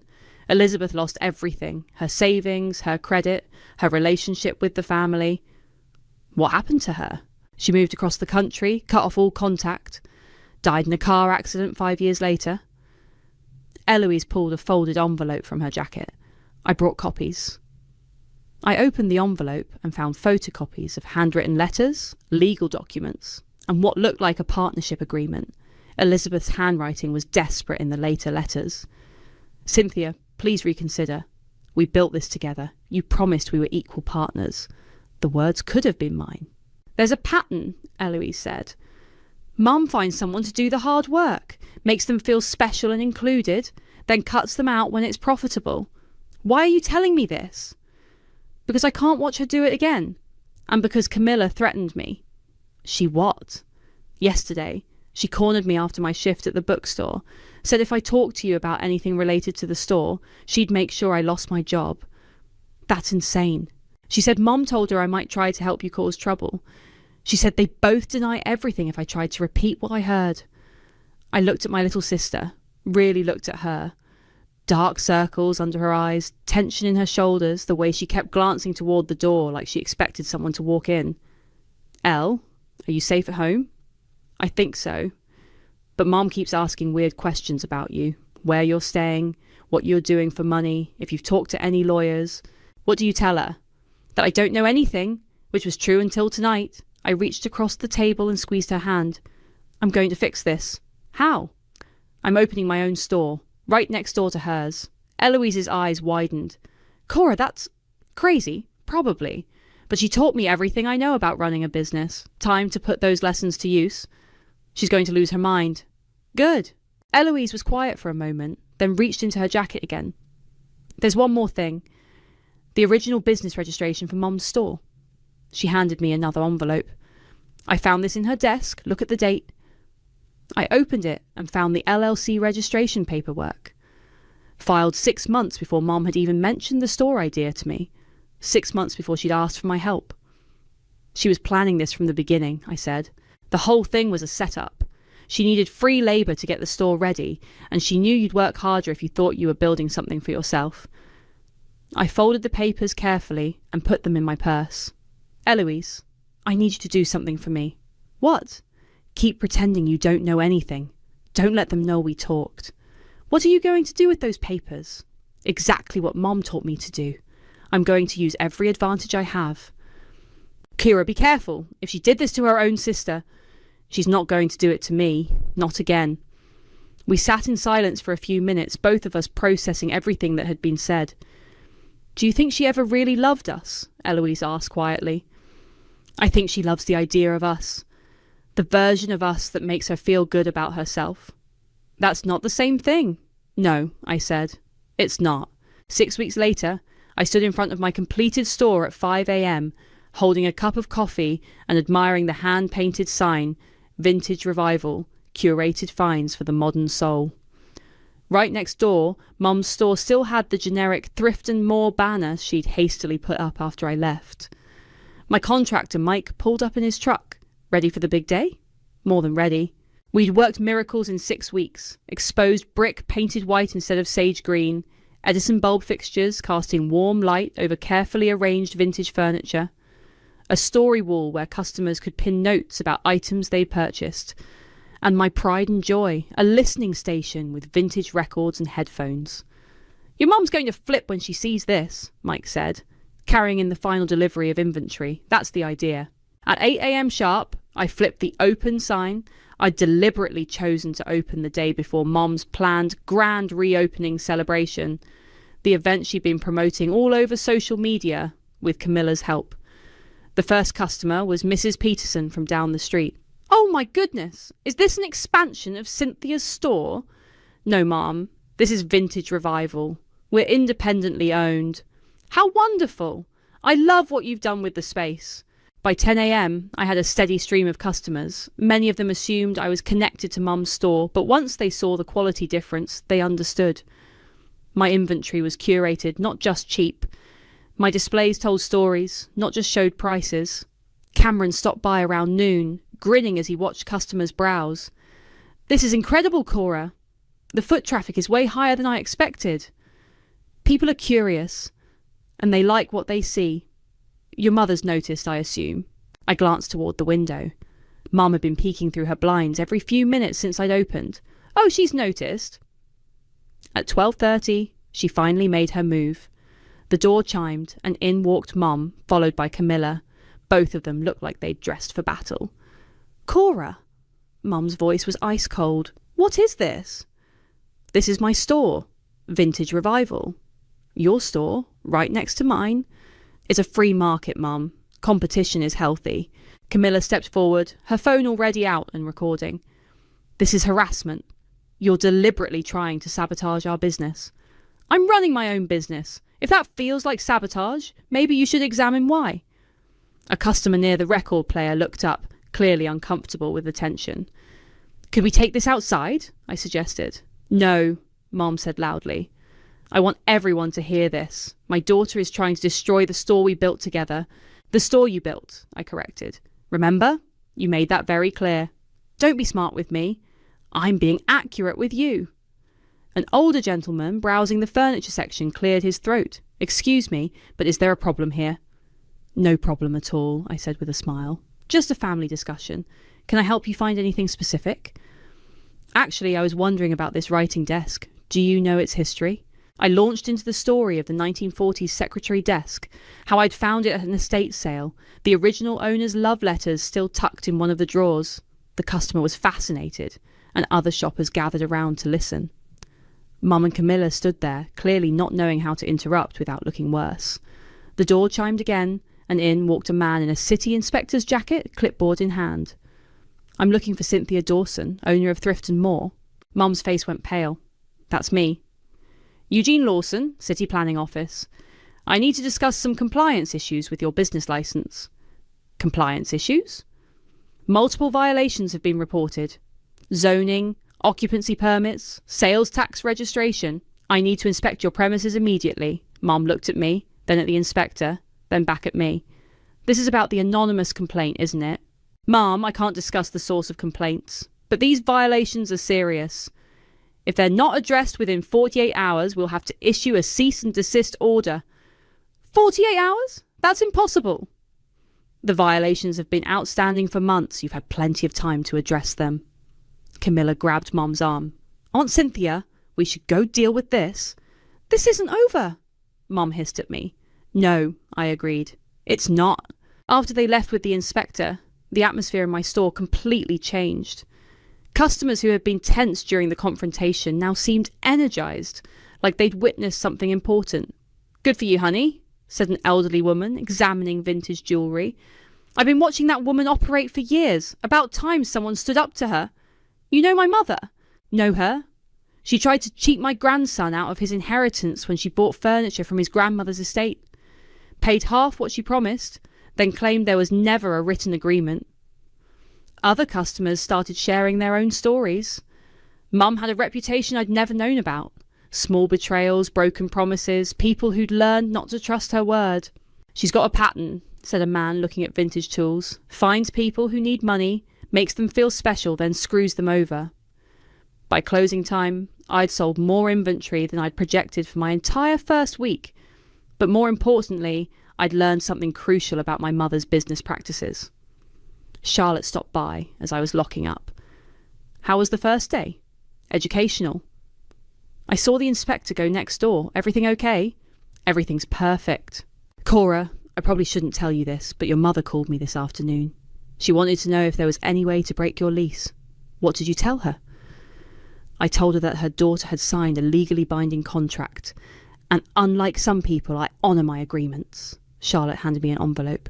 This came for you. Looks official. Inside was a letter from the city planning office, confirming that my business licence was fully compliant and wishing me success with my new venture.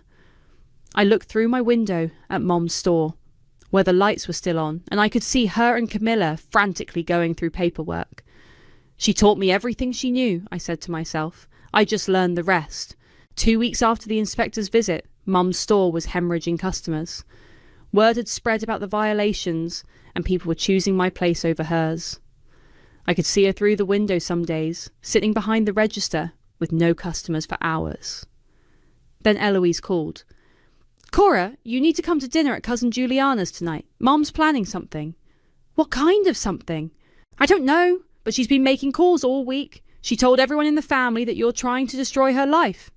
I'm working, Elle. I can't just... Please. She's been drinking more. And when she drinks, she says things. Bad things. About you, about the store, about what she's going to do to fix this. I closed the store early and drove to Juliana's house.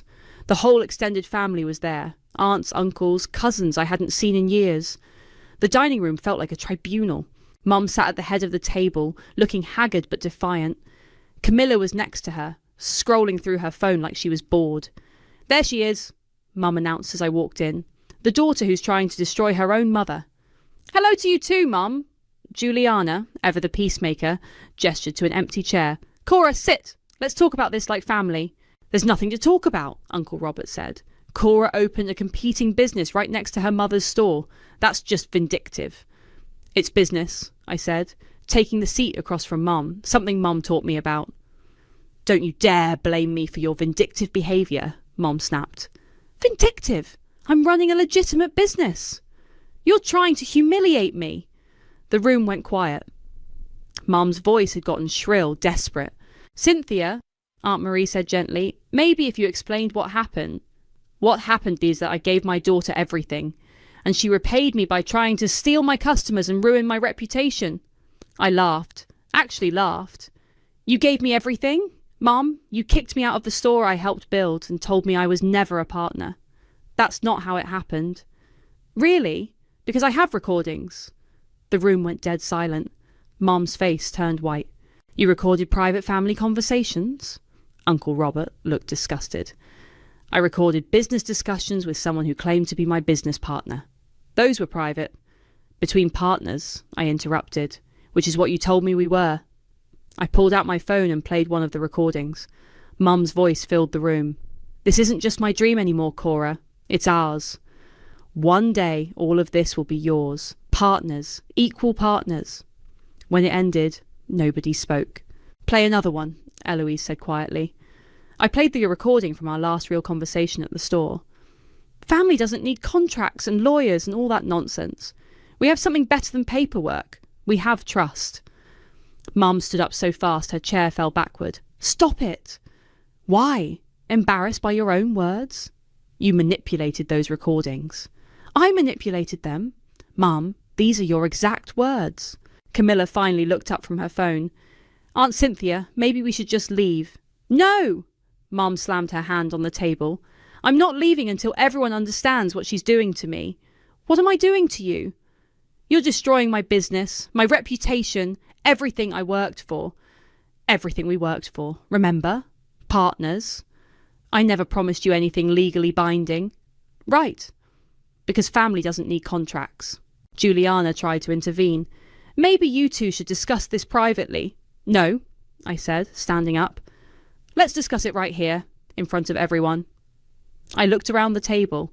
How many of you know about Aunt Elizabeth? Mum's face went ashen. Don't you dare.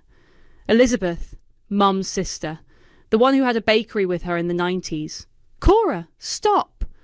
The one Mum pushed out of their partnership right before it became profitable. That's ancient history, is it? Because it sounds exactly like what happened to me. Uncle Robert frowned. What are you talking about? Elizabeth moved to California for work. Elizabeth moved to California because Mom stole her business, I said. Same pattern. Elizabeth did the work, Mom made the promises, then Mom cut her out when it was time to profit. That's a lie! Mom screamed. I pulled out the photocopied letters Eloise had given me. These are Elizabeth's letters. Begging you to honour your partnership agreement. I read one aloud. Cynthia, please reconsider. We built this together. You promised we were equal partners. The silence in the room was deafening. Where did you get those? Mom's voice was barely a whisper. Does it matter? The point is, you've done this before. Elizabeth was different. She was what? Trusting? Desperate for your approval? Too naive to get everything in writing? Mum started crying then, but they weren't sad tears. They were angry, frustrated tears of someone who'd been caught. You don't understand the pressure I was under, she sobbed. The bills, the stress, the responsibility. So you decided to steal from your sister, and then from your daughter. I never stole anything. Really? Because I found something else interesting. I pulled out another document. This is a loan application you filed 2 years ago using my social security number. The room erupted. Everyone started talking at once, but I kept going. You took out a $15,000 loan in my name to fund the store, without telling me, without my permission. Mom's crying stopped abruptly. How did you... The bank called me when you missed a payment. Funny thing about identity theft, it leaves a paper trail. Camilla stood up. I think I should go. Sit down, Camilla. You're part of this too. I didn't know about any loan, but you knew she was planning to cut me out. Eloise heard you two discussing it weeks before it happened. All eyes turned to Eloise, who nodded miserably. You all planned this, I continued. The fake partnership, the promises, the betrayal. You used me for free labour, then discarded me when you didn't need me anymore. That's not, Camilla started. And now you're surprised that I'm competing with you? You taught me everything I know about business, Mom, including how to recognise when someone's trying to screw me over. Mum wiped her eyes and looked around the table at our family, all of them staring at her with varying degrees of shock and disappointment. Fine, she said. You want to destroy me? Go ahead. But don't expect me to pretend we're still family after this. We stopped being family the day you changed those locks. Mum grabbed her purse and headed for the door. Come on, Camilla, let's go. But Camilla didn't move. She was staring at her phone, her face pale. Aunt Cynthia, we have a problem. What now? The revenue reports I filed with the state. The ones showing higher sales numbers to avoid penalties. What about them? Someone reported them as fraudulent. The state tax office wants to audit the store. Mum turned to look at me. You. I didn't report anything, but if your numbers don't match your actual sales, that's between you and the state. This is harassment. This is consequences. 3 days after the family dinner, I arrived at my store to find Mom standing outside hers, staring at a bright yellow notice taped to her door. Closed until further notice, by order of City Planning Department. She looked like she'd aged 10 years overnight. Her hair was unwashed, her clothes wrinkled, and she was clutching a coffee cup with shaking hands. Satisfied? She called out when she saw me unlocking my door. I'm sorry it came to this. No, you're not. This is exactly what you wanted. I paused with my key in the lock. What I wanted was to be treated like a partner. What I got was betrayal. I gave you everything. You gave me lies. A small crowd was starting to gather, people on their way to work, curious about the drama unfolding between the two stores. Mum noticed the audience and raised her voice. Everyone should know what kind of daughter I raised. She destroyed her own mother's business out of spite. I didn't destroy anything, I said calmly. I just stopped enabling your illegal business practices. Illegal? How dare you? The falsified revenue reports, Mum. The unpaid sales taxes, the zoning violations you ignored for months, that's not spite, that's consequences. Charlotte appeared from around the corner, walking toward us with purpose. Ladies, you're disturbing my other tenants. Charlotte, you have to do something about her, Mum pointed at me. She's harassing me, trying to steal my customers. Cynthia, your lease is terminated effective immediately. You have 48 hours to remove your belongings. Mum's coffee cup slipped from her hands and shattered on the sidewalk. What? You can't do that. Section 12 of your lease agreement, material breach of legal compliance requirements. The city violations void your tenancy. But I can fix those. I just need more time. You've had months to fix them. The time for extensions is over. I watched my mother crumble in real time. Her shoulders sagged, her face crumpled, and for a moment she looked like a lost child. This is all your fault, she whispered to me. You've ruined everything. I didn't ruin anything. I just stopped pretending your behaviour was acceptable. That evening, Cameron called with news. The press wants to do a story about your store. Local entrepreneur, overcoming family betrayal, building something from nothing. You interested? What kind of story? Human interest piece. David versus Goliath, but with vintage furniture and family drama. I don't want to trash my mother publicly. You don't have to. Just tell your story honestly. Let people draw their own conclusions. The reporter, Sarah, came by the next day. She was young, enthusiastic, and clearly fascinated by the whole situation. So, your mother kicked you out of the business you helped build? She decided she didn't need a partner anymore. And you responded by opening a competing store next door. I responded by starting my own business. The location was just convenient. Some people might call that revenge. Some people might call it justice. Sarah interviewed several customers, all of whom praised my store's quality and service. She also tried to interview Mum, but according to Eloise, Mum had refused to comment. The article ran 3 days later with the headline, "From Betrayal to Business, Local Woman Builds Success from Family Ashes." It was fair, focusing more on my entrepreneurial journey than on Mum's failures. But the comments section was brutal. People shared their own stories about Mum's questionable business practices going back years. That afternoon, Camilla showed up at my store. She looked exhausted and defeated. "Can we talk?" "Sure." She followed me to the back office, where I was processing inventory. "I need to tell you something about the revenue reports." "What about them?" "I didn't just file them, I created them.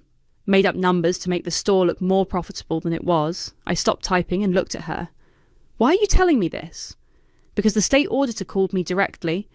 They want me to testify about the discrepancies. And I can't lie under oath. I won't go to jail for your mother." "So what are you going to do?" "Tell the truth, all of it. How she planned to cut you out, how she used your credit without permission, how she made me falsify documents." "Camilla, that's going to destroy her." "She destroyed herself. I'm just trying to avoid getting dragged down with her." Camilla pulled out an envelope and set it on my desk. "These are copies of everything. The fake reports, the loan documents with your SSN, emails where she told me to inflate the numbers. Why give these to me?" "Because you deserve to know the full scope of what she did. And because..." She paused, looking genuinely remorseful. "Because I should have warned you from the beginning. I knew what she was planning, and I went along with it because it benefited me. You were protecting yourself. I was being selfish. There's a difference." After Camilla left, I sat in my office staring at the envelope. Inside was evidence of fraud, identity theft, and systematic deception. Enough to send Mom to prison if I wanted to press charges. My phone rang. Eloise. "Cora, Mum's packing up the store. She's crying and throwing things and saying she's leaving town." "Where is she going?" "I don't know. She won't tell me, but she keeps saying you've won, that you've destroyed her life." "Elle, I never wanted to destroy her life. I just wanted her to face consequences for her actions." "I know, but she can't see the difference." "Are you okay?" "I'm scared. She's talking about starting over somewhere else, and she wants me to come with her." "Do you want to go?" "No. But I don't know how to tell her that without making everything worse." I looked at the family photo on my desk, the one from the store's original opening day when we all believed we were building something together. "Elle, you don't have to choose between me and Mum, but you also don't have to enable her behaviour." What do you mean? I mean, you can love someone and still hold them accountable. You can support someone without participating in their lies. Is that what you're doing? I'm trying to. That night, I walked past Mom's empty storefront. Through the window, I could see boxes stacked everywhere, years of inventory reduced to cardboard containers. A handwritten sign in the window read, "Everything must go. Final sale." I stood there for a long time, looking at the space where we'd once worked side by side, where she promised me a future that never existed. Tomorrow, the press would run a follow-up story about the store's closure. The community would move on. New businesses would open and close. But tonight, I just stood there in the silence, mourning the mother I'd thought I had, and the partnership that had never been real. The morning Mum left town, I found a letter slipped under my store's door. "Cora, you got what you wanted. I hope it was worth destroying your family. Mum." I crumpled it up and threw it in the trash, then immediately pulled it back out and smoothed it flat. Evidence of her final attempt to make me the villain in her story. Eloise called an hour later. "She's gone. Took 2 suitcases in her car, left everything else behind. Are you okay?" "I think so. She asked me to come with her one last time. When I said no, she told me I was choosing you over her." "What did you say?" "I told her I was choosing honesty over lies. She didn't like that. The store felt different that day. Lighter somehow, like a weight I hadn't realised I was carrying had finally lifted. Customers noticed too. "You seem happier today," said Mrs. Peterson, browsing the jewellery display. "I feel like I can finally breathe." "Good for you, honey. That woman was poison." Around noon, Charlotte stopped by with a clipboard and a measuring tape. "Mind if I take some measurements? I'm thinking about knocking out the wall between the 2 spaces. You want to expand my store? I want to offer you the option. Double your square footage, same rent as you're paying now." I looked through the window at the empty space next door, the place where I'd painted walls and installed fixtures and believed in promises that were never real. "I'll think about it. Take your time, but Cora, you've built something special here. Don't let her legacy limit your future." That afternoon, Cameron arrived with a photographer and a bottle of champagne. "What's this for?" "Celebration. The article about your store has been picked up by 3 regional papers and a business magazine. You're getting calls from investors interested in franchising your concept." "Franchising?" "Multiple locations. Your brand, your curation style, your story wall concept. You could have stores in 5 cities within 2 years." I stared at him. "That's not what I wanted." "What did you want?" "I wanted to prove I could build something on my own. I wanted to show her that I didn't need her approval to succeed. And you did that. Now the question is, what do you want next?" Before I could answer, the door chimed, and in walked Eugene, the city inspector. "Miss Cora, I wanted to follow up on the violations at the neighbouring business." "What about them?" "The case is closed. Multiple infractions, falsified documents, unpaid taxes. The business owner left town before we could complete the investigation." "Will there be charges filed?" "That depends on whether anyone wants to press charges for the identity theft and fraud." He handed me a business card. "If you decide you want to pursue it, call this number. You have up to 3 years to file." After he left, I stood in my store looking at the card. 3 years to decide whether to send my mother to prison. I walked over to the story wall where customers had been pinning notes about items they'd purchased. A woman had written about finding her grandmother's exact china pattern. A college student had left a note about the vintage desk that was helping him write his thesis. A young mother had pinned a photo of her daughter playing dress-up in a 1950s coat. At the bottom of the wall, someone had written, "This place saved my life. Thank you for creating something beautiful from something broken." I unpinned the note and read it again. "Creating something beautiful from something broken." The door chimed again. Eloise walked in carrying a box. "I brought you something." Inside the box were photo albums, documents and mementos from our family's history. Pictures of me as a kid, school awards, art projects I'd made. "Mum left these behind. I thought you might want them." I flipped through one of the albums. Photos of birthday parties, Christmas mornings, family vacations. In every picture, Mum looked proud and happy. Like she genuinely loved being our mother. "Do you think she ever really cared about us?" I asked. "I think she cared about the idea of us."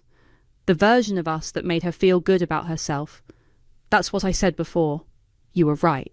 Eloise sat down in the vintage armchair I'd designated as the reading corner. I got accepted to the State University. Full scholarship. Elle, that's amazing. I'm going to study business law, contracts, partnerships, corporate ethics. Because of what happened with Mum? Because I never want to be that vulnerable again. And because I want to help other people avoid what happened to you. I hugged my sister, really hugged her, for the first time since this whole mess started. I'm proud of you. I'm proud of you too. You could have destroyed her completely, but you didn't. I thought about it. But you didn't do it. That's what matters. That evening, I stayed late to reorganise the inventory. The store was quiet, peaceful in a way it had never been when Mum's drama was looming next door. I found myself standing in front of the story wall again, reading the notes customers had left. Stories of connection, of finding exactly what they needed, of feeling understood in a world that often felt chaotic. Charlotte's words echoed in my mind. You didn't win a fight, you built your own table. I pulled out my phone and called Cameron. I've made a decision about the expansion. And I want to take the second space. Not for franchising, not for revenge, for community. What do you mean? I want to turn it into a workshop space. Teach people how to restore furniture, how to see value in broken things, how to create something beautiful from something discarded. That's actually brilliant. And Cameron, I want to call it the Elizabeth Workshop, after my aunt. I walked to the window and looked out at the empty storefront next door. Tomorrow I'd start building something new in the space where Mom had tried to build her empire of lies. I whispered to my reflection in the glass. She taught me everything she knew. I just learned the rest. But this time, the words didn't taste bitter. They tasted like freedom. The sound of my daughter's voice shattered the silence of our temporary sanctuary. Mommy, who is Aunt Jessa? She was laughing at someone who sounded like you. My name is Giselle, and 3 months ago, I gathered the courage to leave my emotionally abusive marriage with nothing but 2 suitcases, my 6-year-old daughter Ella, and the desperate hope that my family would catch us when we fell. The day I told my mother I was filing for divorce, she cried real tears. At least I thought they were real at the time. She held my hands across her antique kitchen table, the one where I'd spent countless childhood dinners, and whispered, "Come home, baby. We'll take care of you both." My brother Kyler stood in the doorway, arms crossed, jaw set. I should have protected you from him sooner, but I'm here now, sis. We all are. I remember how those words wrapped around me like a warm blanket, how they made me believe everything would be okay. My daughter would have stability, love, support. We'd rebuild our lives surrounded by family. "Of course we'll help with Ella," my mother said that first week, as I frantically searched for a job that would accommodate school pickup times. "That's what family does." I insisted on contributing financially. "I can give you $3,200 a month," I offered, "for rent, groceries, helping with Ella, everything." "Oh, honey, you don't have to," my mother started, but Kyler cut her off. "Let her contribute, Mom. It'll help her feel independent." He winked at me. "But we've got your back no matter what." The first month felt like healing. Ella's nightmares about her father's shouting matches decreased. She started drawing again, bright, colorful pictures that didn't feature scary, dark clouds anymore. My mother cooked elaborate Sunday dinners. Kyler's wife, Laura, brought over movies and face masks for girls' nights. But something shifted in the second month. Small things at first. My mother started having appointments during promised babysitting times. Kyler became harder to reach. Laura's smile seemed stretched thin, like a rubber band about to snap. "Sorry, can't watch Ella tonight," became a common text. "Emergency at work." "Oh, I thought you knew we had plans," became another favorite. Still, I pushed down the nagging feeling. "Trauma makes you paranoid," my therapist had said. "Not everyone is out to hurt you." Then came that morning when Ella sat at the breakfast table, innocent eyes wide with confusion. "Mommy, on the iPad yesterday, I heard Aunt Jessa laughing. She was copying someone's voice. It sounded like you, and everyone was laughing so hard." My spoon clattered against the bowl. What do you mean, baby? Where did you hear this? On my iPad! I was trying to make a video like you showed me, but it was already recording from before. They were at that fancy place with the big steaks. My throat tightened. The steakhouse. The one Kyler had said was too expensive when I suggested celebrating Ella's first grade graduation there. Can you show me, sweetheart? Ella nodded, sliding off her chair to retrieve her iPad from her backpack. It's kind of long. They were saying funny things about someone being silly with money. My hands trembled as I took the device. Part of me already knew what I would find, but nothing could have prepared me for the actual footage. The video was dark, probably recorded accidentally when the iPad was in Ella's bag during one of Laura's special aunt-niece dinners, but the audio was crystal clear. She thinks she's buying herself a new family, my mother's voice rang out, followed by laughter. $3,000 a month. Andrew really did a number on her head. Watch this, Kyler's voice now. Then, in a high-pitched mimicry of my voice, Oh, Mom, you're such a lifesaver. What would we do without you? More laughter. Laura's distinctive giggle. My cousin Olive's snort. Mommy? Ella's small voice pulled me back.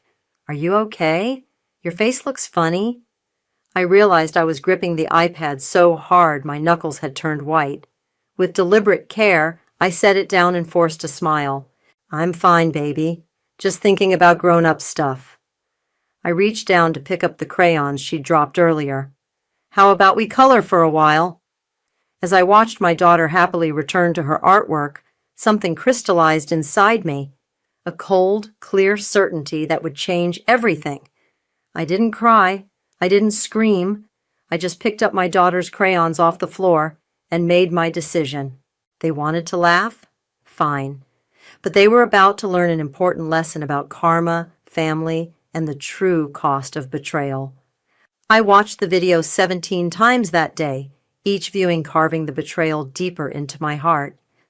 After dropping Ella at school, I sat in my car in the parking lot, letting the recording play through my earbuds one more time.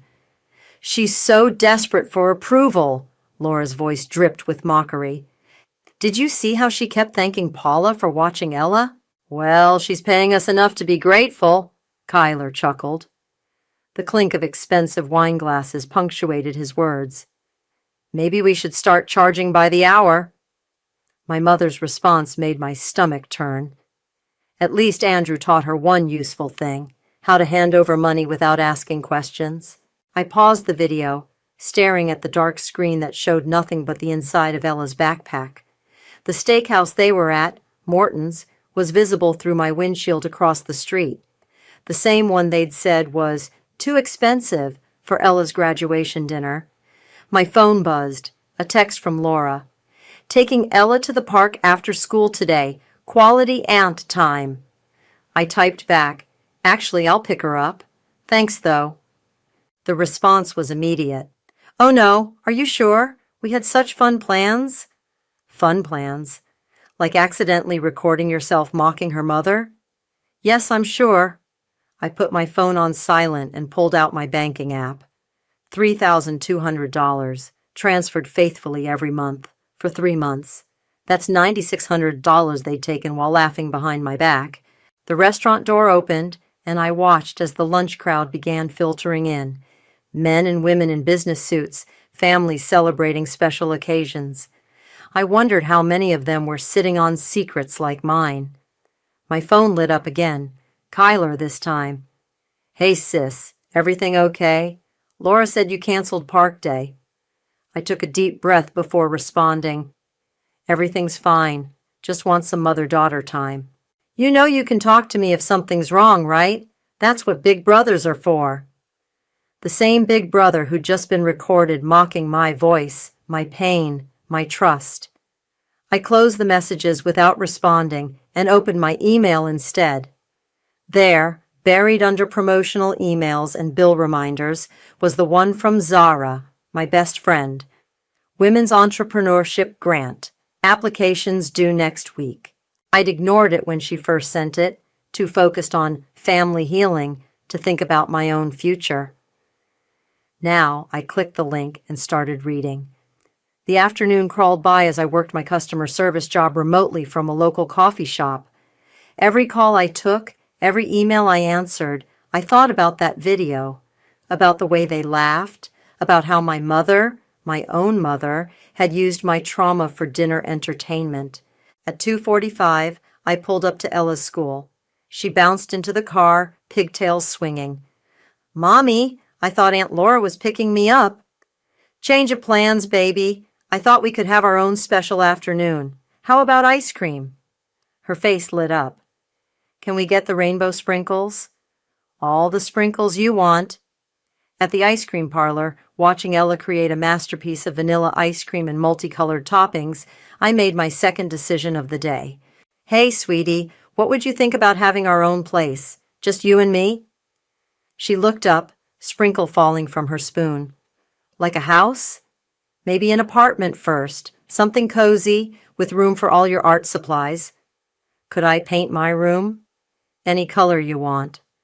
She considered this seriously, then asked, "Would Grandma come visit?" The question hit like a punch to the gut, but I kept my voice steady. "We'll see, but it would be our special place, our fresh start." "Like when we left Daddy?" "Something like that." That evening, back at my mother's house, I watched them all perform their roles. Laura gushed about how much she'd missed Ella today. Kyler ruffled my hair as he passed through the kitchen. My mother served dinner with her usual flourish. "I made your favorite," she said, setting down a plate of chicken marsala. "You seemed a little down earlier." I forced a smile. "Thanks, Mom. That's so thoughtful." She beamed, and I wondered how I'd never noticed before how her smile never quite reached her eyes. After dinner, I tucked Ella into bed and sat down at the small desk in our shared room. I opened my laptop and created a new document. At the top, I typed exit strategy. Below that, I began my list. 1. Apply for entrepreneurship grant. 2. Find apartment. 3. Document all payments. 4. Set up separate bank account. My phone buzzed again. Another text from Laura. "Missing my favorite niece already. Park day tomorrow instead?" I left it unanswered and returned to my list. They thought they had me figured out. The wounded bird, the desperate daughter, the cash cow. They were about to learn how wrong they were.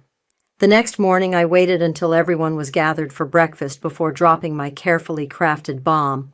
"I need to talk to you all about something," I said, watching their faces over my coffee cup.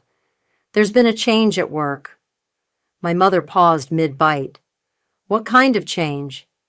"They're restructuring. My hours are being cut, and—" I let my voice crack slightly. "Andrew's lawyer says there's going to be a delay with child support."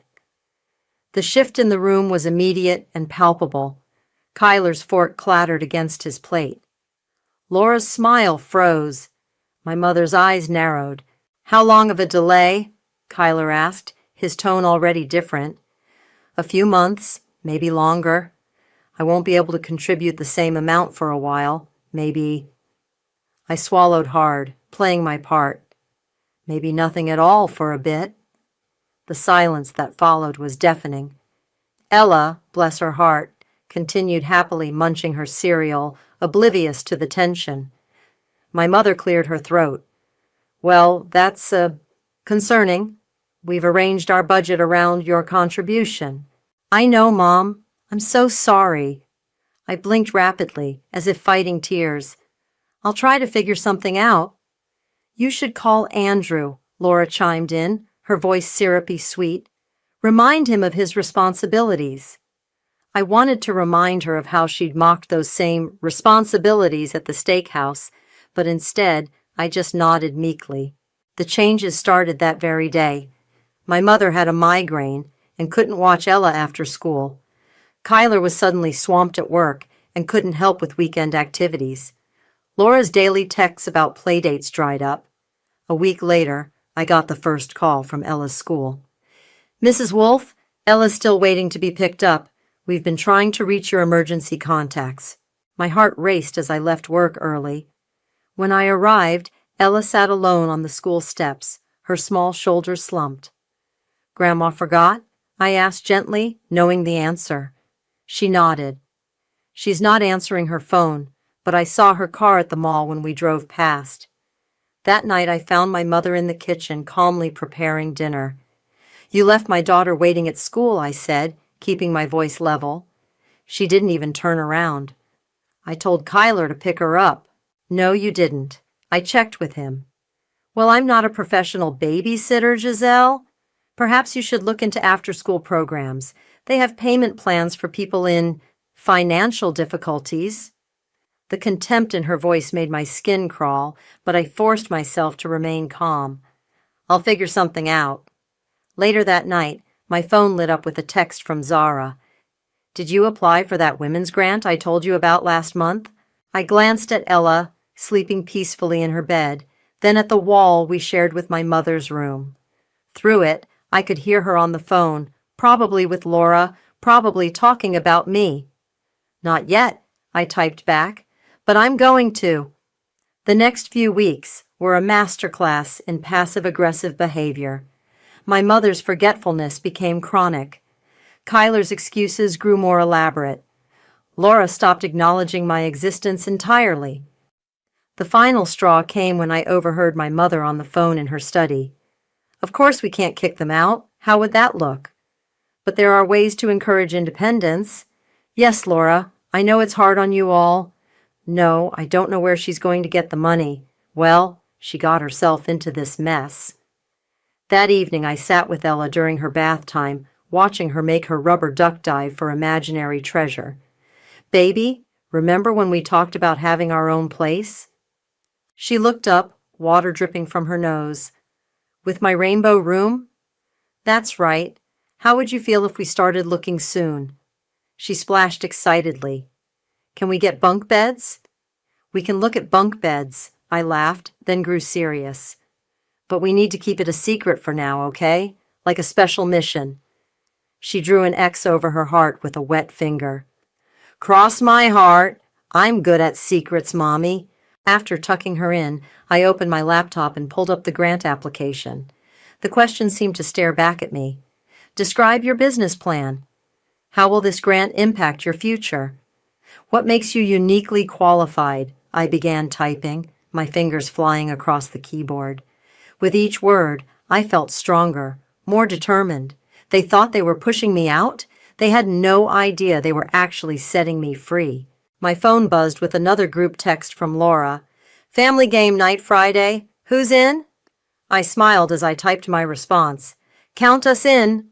Let them think I was desperate. Let them think I was breaking. Their performance was almost over. They just didn't know it yet. My bedroom transformed into a war room after everyone went to sleep. Spreadsheets replaced family photos on my desk. Bank statements and receipts filled my drawers. Each night, I documented everything meticulously, while Ella's gentle breathing provided the soundtrack to my rebellion. Look at this place, Zara whispered during her secret visit, eyeing the rundown apartment complex. Are you sure? I turned the key in the lock of Unit 2B, pushing open the door to reveal peeling wallpaper and scuffed floors. It's not pretty, but it's clean. Safe neighborhood, good school district, and most importantly, I stepped inside, breathing deeply. This smells like peace. Zara walked the space, testing light switches, checking water pressure. The security deposit? I've been selling things online, small stuff Mom and Kyler won't notice missing, plus the money I've saved by not buying groceries since they started forgetting to pick them up. Smart girl. Zara pulled out her checkbook. I'm covering the other half. Don't argue. You can pay me back when the grant comes through. That afternoon, I signed the lease while Ella was at her art class, another activity my family had deemed non-essential since my supposed financial crisis.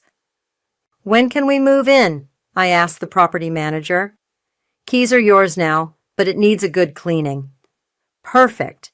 I could work on it during my family's upcoming weekend trip, the one they'd conveniently forgotten to invite us to. Back at my mother's house, I maintained the appearance of defeated dependency. I let them see me clipping coupons, making worried phone calls about bills, accepting their thinly veiled suggestions about job hunting.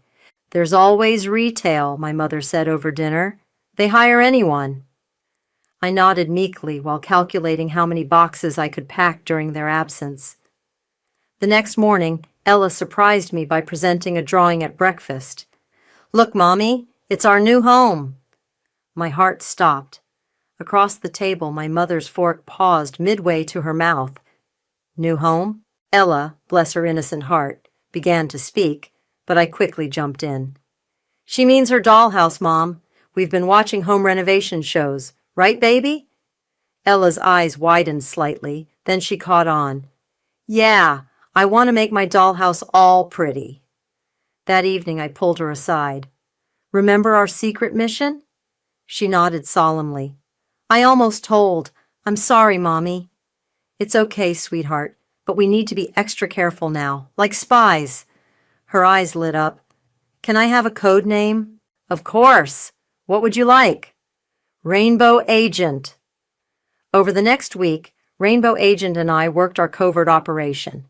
While I cleaned and prepped the new apartment during my lunch breaks, Ella carefully sorted her toys into keep and donate piles, hiding them under her bed. Zara helped move the bigger items piece by piece, storing them in the new place. Each night I'd pack one box. Each morning, she'd pick it up on her way to work. Your grant application looks good, she told me during one handoff. The committee meets next week. The weekend of the family trip arrived. As they pulled out of the driveway, my mother called back, Try not to mess up the house while we're gone. Have fun, I waved, already mentally mapping out our moving schedule. The moment their car disappeared, Ella and I sprang into action. Zara arrived with her truck, and we worked through the night. By Sunday evening, our rooms were empty, except for the furniture that had been there when we arrived.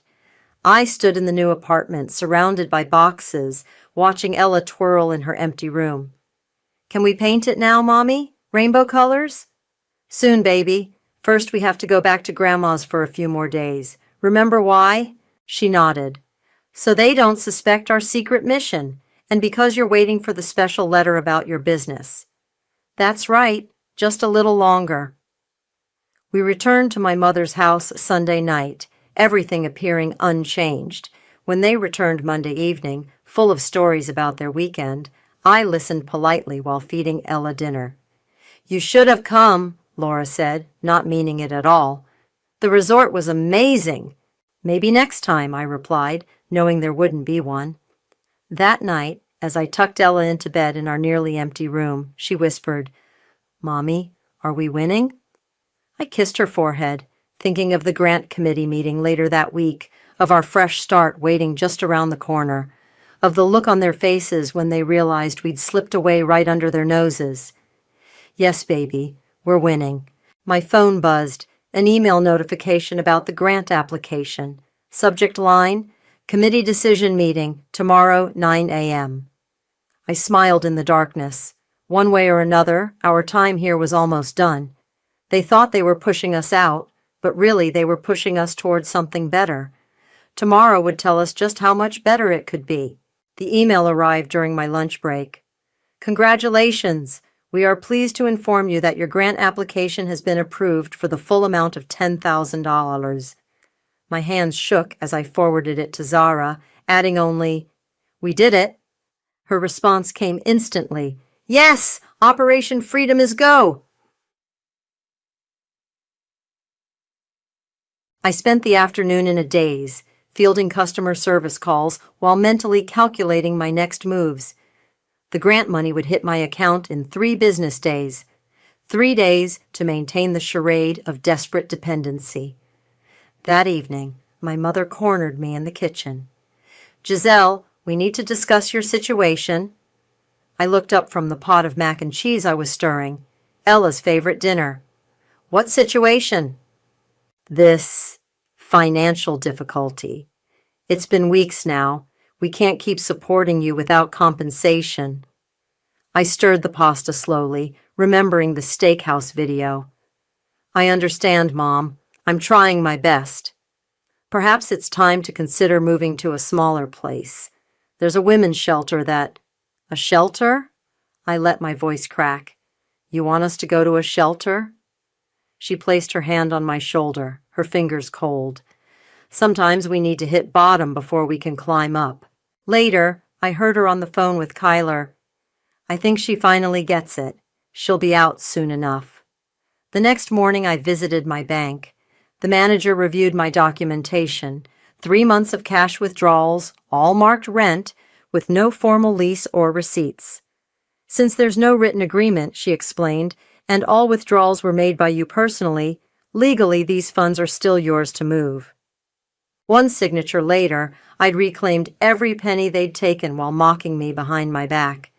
That afternoon, while everyone was at work, Zara helped me transform the new apartment. Simple furniture from discount stores, bright curtains, and most importantly, rainbow colors for Ella's room.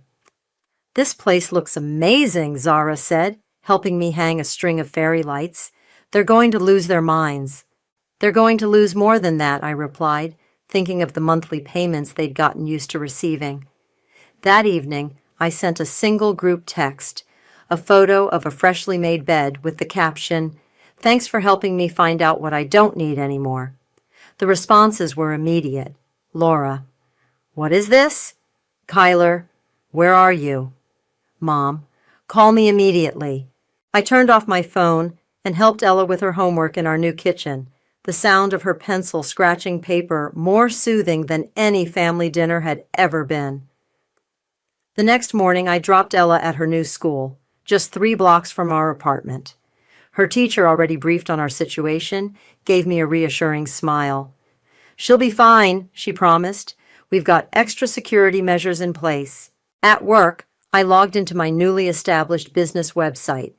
The handmade products I'd been secretly creating, custom planners, organization systems, and home management tools, were already generating interest.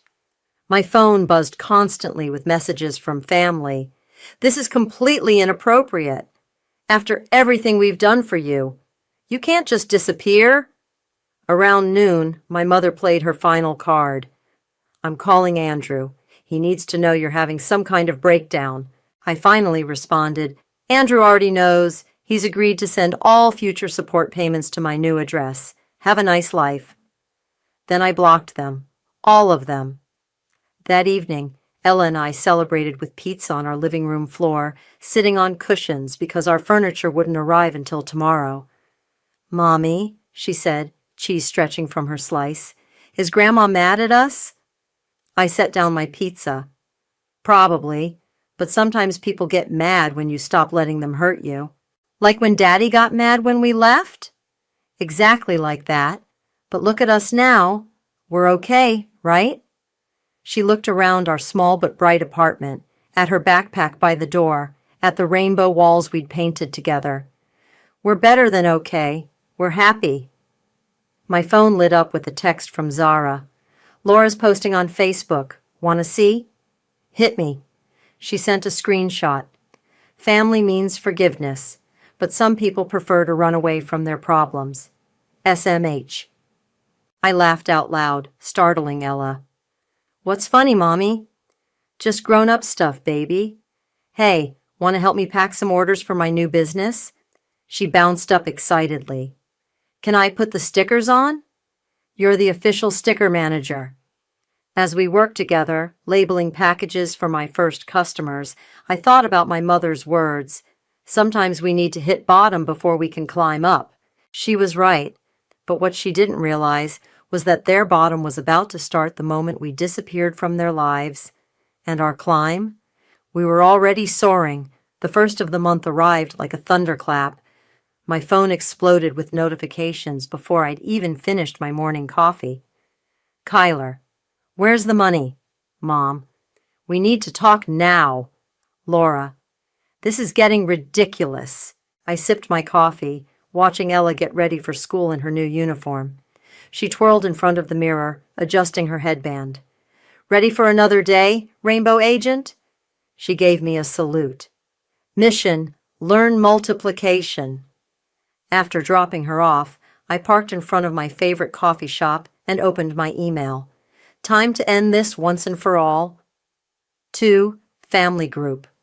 Subject goodbye. By now you've noticed the money hasn't arrived. It won't be arriving ever again. I know about the steakhouse dinner. I have the recording of you mocking me, laughing at my pain, and planning to milk me for more money. Every penny I gave you has been legally reclaimed. Don't bother threatening legal action. I've already consulted a lawyer. Everything was done by the book. Ella and I are safe, happy, and far from your toxic influence. Don't try to contact us. You're all blocked on every platform. Any attempts to reach us will be documented and handled legally if necessary. Mom, remember when you said I needed to hit bottom? Thanks for showing me exactly what that looks like. Kyler, keep practicing that impression of me. It'll be all you have left. Laura, enjoy those expensive dinners without my money. P.S. The women's shelter you suggested? They're now my business's first charitable partner. Karma really is beautiful. I hit send and waited. Within minutes, my phone lit up with incoming calls. I blocked each number methodically, like pulling weeds from a garden. Then came the emails. Mom, you ungrateful child, after everything we've done. Block. Kyler, you're making a huge mistake. Mom's crying. Block. Laura, real mature, running away instead of talking. Block. A text from an unknown number. This is Olive. They're all freaking out. What did you do? Block. By lunchtime, they'd recruited flying monkeys. Distant relatives and family friends started reaching out. Your mother is devastated. Family should work things out. Think of what this is doing to Ella. I blocked them all, one by one, feeling lighter with each tap of the screen. That afternoon, during my business's first live stream workshop on financial independence, my laptop pinged with a Facebook message from Laura. You think you're so clever? Wait until everyone hears what an unstable mess you are. Andrew will love this. I smiled at the camera and continued my presentation. And this, ladies, is why documenting everything is crucial. Screenshots, recordings, bank statements, they're your armor when people try to gaslight you. The comments section filled with hearts and supportive messages. My first workshop was a success, and Laura's threat meant nothing. Andrew, my ex, had already signed off on our new address and arrangements.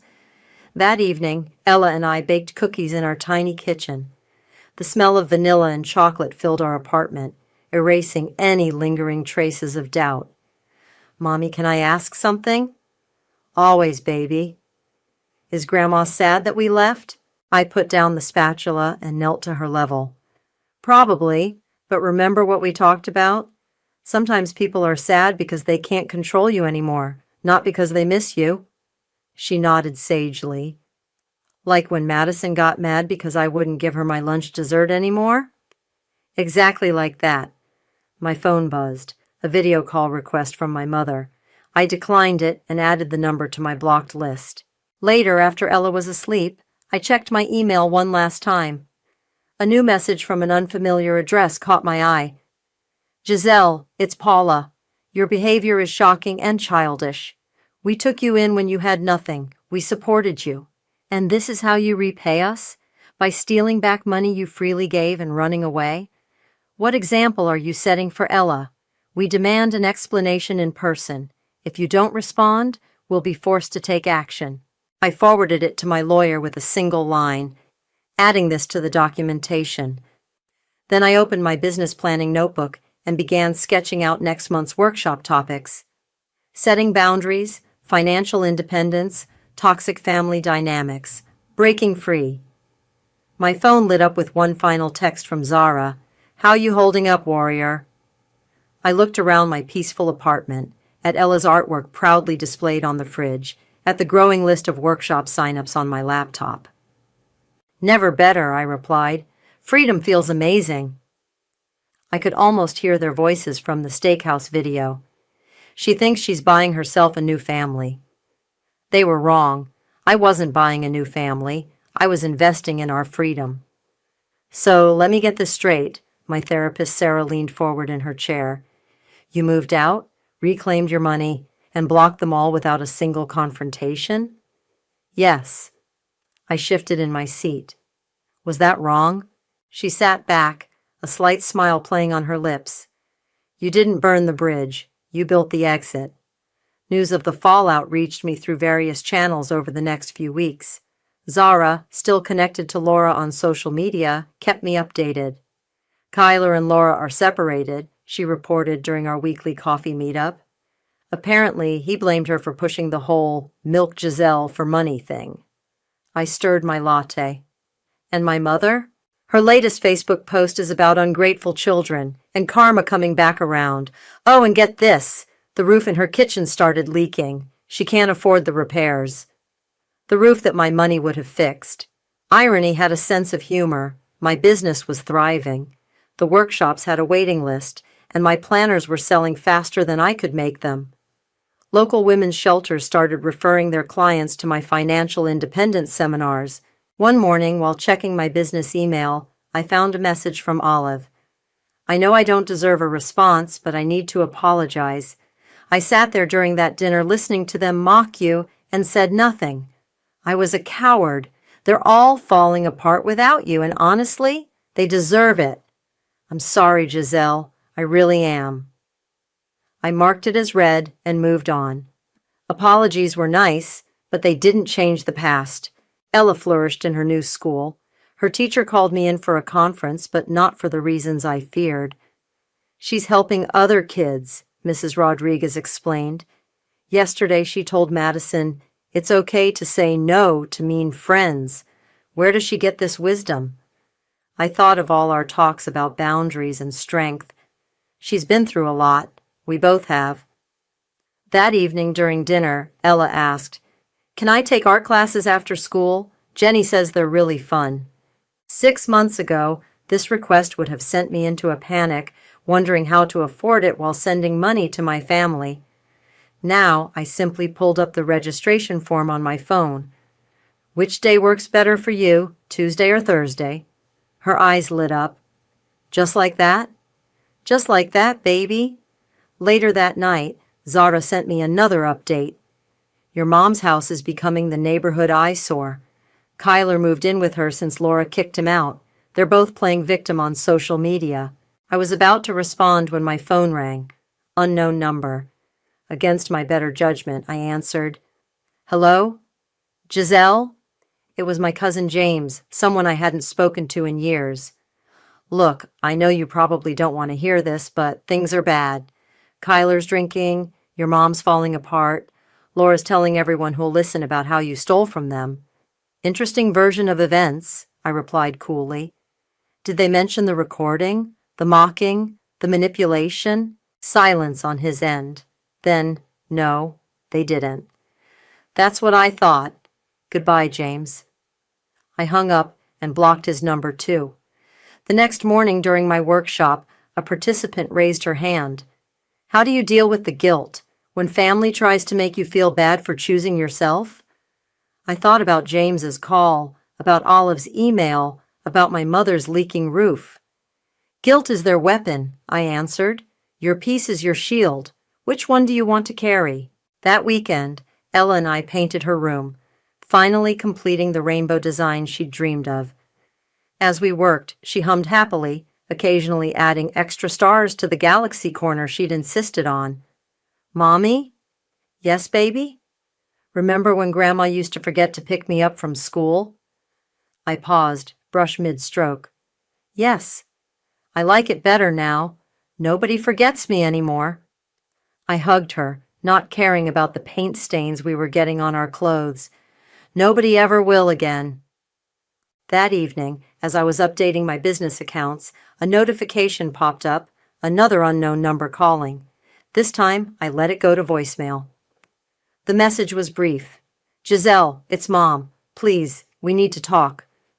I saved the voicemail as evidence and blocked the number. My therapist was right. I hadn't burned the bridge. I'd built something better, a life where bridges weren't needed anymore. Ella appeared in my office doorway, pajama-clad and sleepy. Can you read me a story? Of course.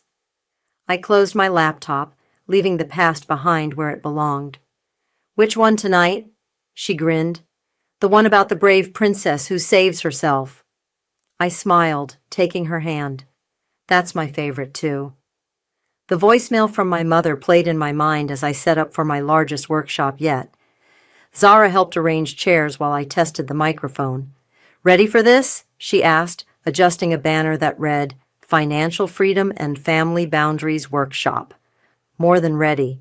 The room filled quickly, 40 women, each carrying their own story of family trauma and financial manipulation. I recognized some faces from the local shelters, others from my online community. "Before we begin," I said into the microphone, "I want to share something personal. This morning I received my 100th voicemail from my mother." The room grew quiet.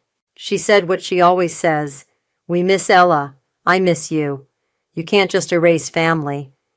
But here's what I've learned. Family isn't something you erase. It's something you choose.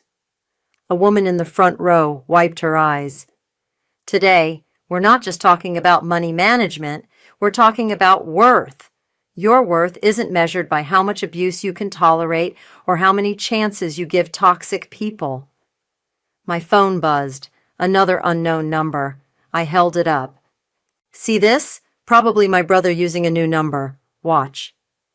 I declined the call and blocked it, drawing appreciative murmurs from the audience. That simple action took me months of therapy to learn. Today we'll talk about why it's okay to make it that simple. After the workshop, while packing up, Zara showed me her phone. "Laura's selling their house. Apparently the separation is permanent." "Good for her," I said, surprising myself by meaning it. She posted something interesting, too. Sometimes being the villain in someone else's story makes you realize you were the villain in your own. I shouldered my bag. Sounds like therapy's working for her. At home, Ella greeted me with excitement. "Mommy, look what I made in art class." She held up a family portrait. 2 figures stood under a rainbow, just us. "It's beautiful, baby. Want to hang it on the fridge?" "No," she grinned. "I want to hang it in your office, so your students can see what a real family looks like." That night, after tucking her in, I found an email from Olive. "Thought you should know. Mom's selling the house. Kyler's drinking got worse. Laura's in therapy and actually doing well. They all talk about you constantly, but not like before. Now it's about how you showed them who they really were. Mom keeps saying she never thought you'd actually leave. Guess she learned." I started to delete it, then stopped. Instead, I created a new folder labeled Closure and filed it there. My phone lit up with a text from Zara. "Coffee tomorrow? Big news." "Can't," I replied, teaching Ella how to make friendship bracelets. She's starting a business. Like mother, like daughter. The next morning during breakfast, Ella asked the question I'd been expecting. "Do you think Grandma really misses us?" I put down my toast. "I think she misses who she wanted us to be, people she could control, but that's not who we are anymore." "I don't miss her," Ella said quietly. "Is that bad?" "No, baby. It means you understand what real love feels like now." She nodded, returning to her cereal. "I like me better with just us." Later that day, during my one-on-one coaching session with a client, she asked me the same question they all eventually ask. "Don't you ever feel guilty?" I glanced at Ella's artwork on my office wall, our little 2-person family under a rainbow.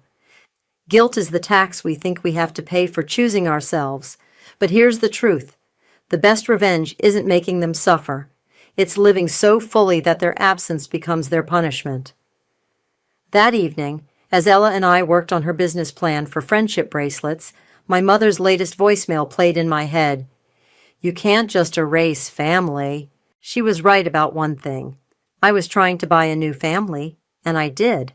We're thriving. Ella looked up from her colorful string collection. "Mommy, can we make a special bracelet?" "For who, baby?" "For us. Half on my wrist, half on yours, so we're always connected." As we braided the threads together, I thought about connections, the ones we're born with, the ones we choose, the ones we break, and the ones we build. My mother wanted to talk about family. This was family.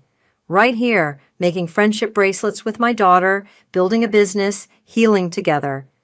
They said I couldn't make it alone, but I was never alone. I had the only family member I needed sitting right across from me, carefully knotting rainbow threads into something beautiful, something unbreakable, just like us. The email notification pinged at exactly 3:47 p.m. on a Tuesday that changed everything. Congratulations, Avery. You've been promoted to Senior Director of Financial Operations, effective immediately. I stared at my laptop screen in the cramped coffee shop where I'd been stress eating a stale blueberry muffin for the past hour. 6 years. 6 years of 60-hour weeks, missed birthdays, canceled dates, and saying no to every fun thing my friends invited me to.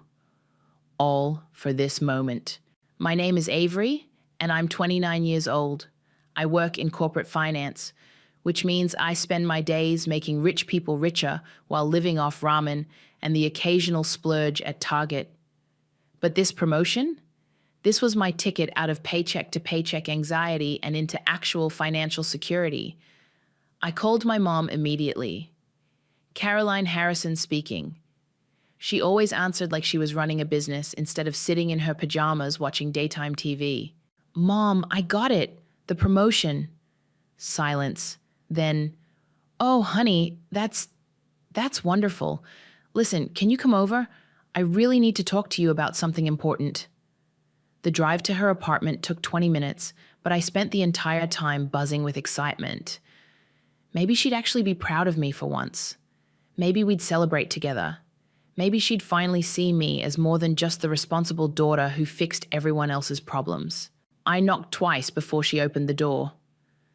Caroline looked terrible, dark circles under her eyes, unwashed hair pulled into a messy bun, wearing the same floral robe she'd had since I was in high school. Come in, sweetheart. Sit down. Her living room was cluttered with medical bills scattered across the coffee table like confetti from hell, envelopes marked "Final Notice" in angry red letters, a calculator with numbers that made my stomach drop.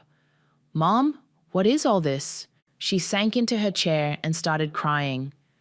Not the delicate tears she used when she wanted sympathy, real ugly sobs that shook her whole body.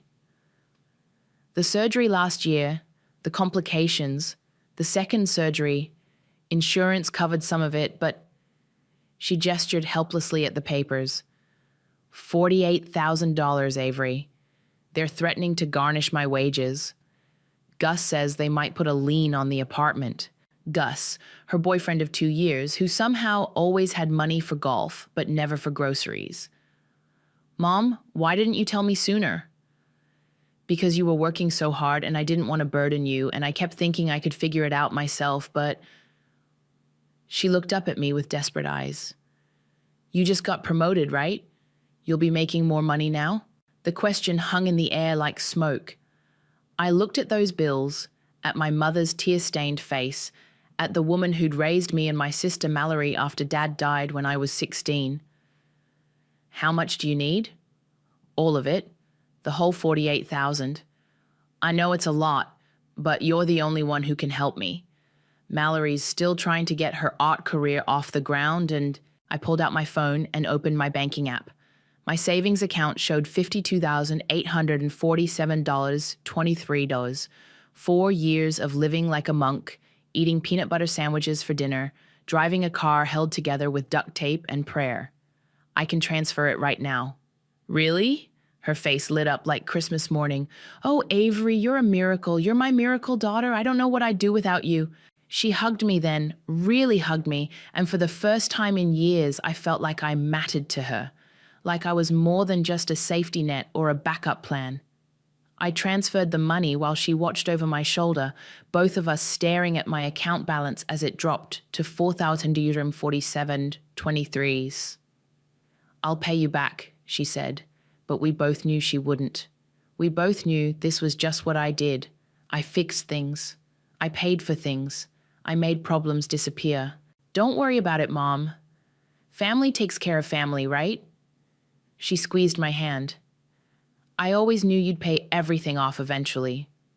You're just that kind of person.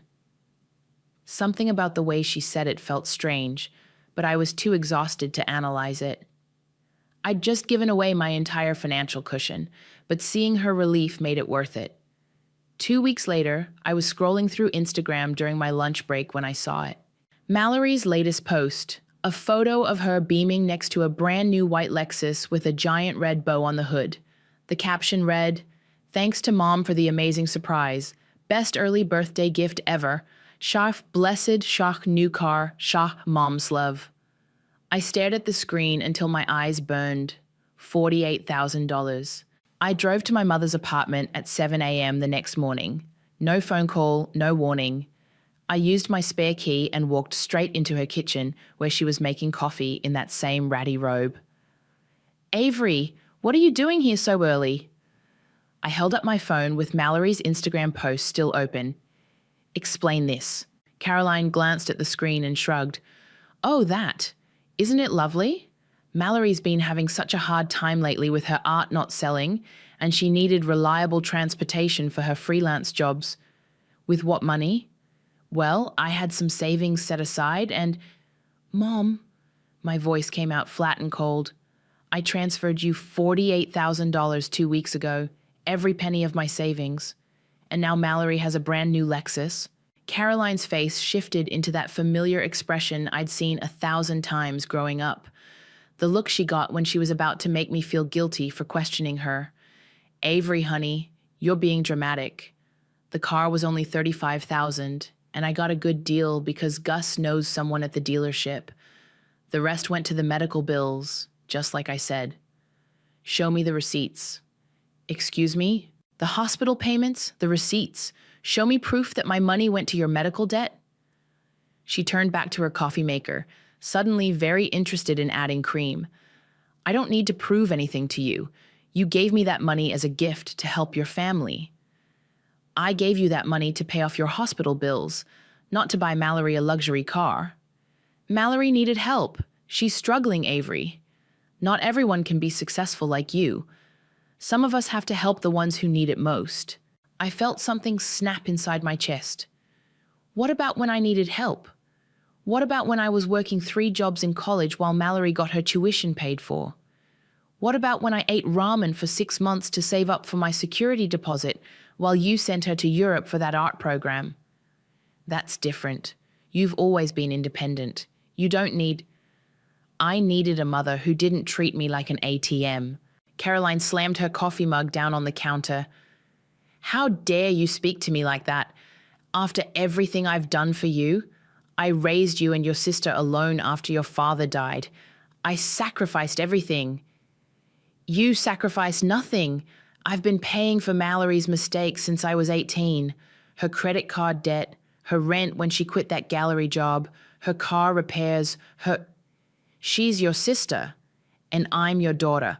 But apparently that only matters when you need money." Caroline's eyes filled with crocodile tears. "I can't believe you're being so selfish, so ungrateful. I thought you understood what family means." I pulled out my phone and started scrolling through my banking app. "You want to talk about family? Let's talk numbers. In the past 5 years, I've given you and Mallory over $60,000. $60,000. And what have I gotten back? Not even a thank you card. We've thanked you. When? When have either of you ever thanked me for anything? When have you ever asked how I'm doing, or if I need help, or if I'm okay?" She stared at me like I'd grown a second head. "You don't need help. You have a good job. You're successful." I ate peanut butter sandwiches for dinner for 4 years to save that money. I drove a car with no air conditioning through 2 summers because I couldn't afford to fix it. I haven't bought new clothes in 18 months. But sure, I don't need help.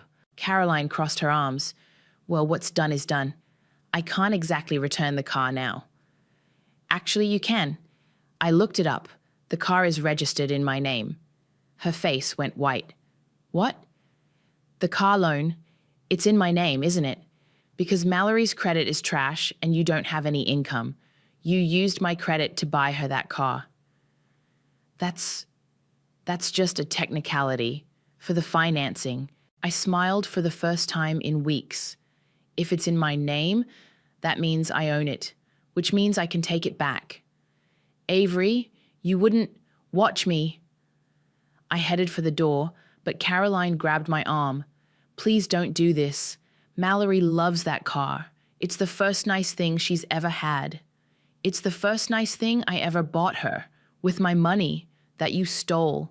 I didn't steal anything. You gave me that money to pay your medical bills, not to play favorites with your daughters. Caroline's mask finally slipped completely.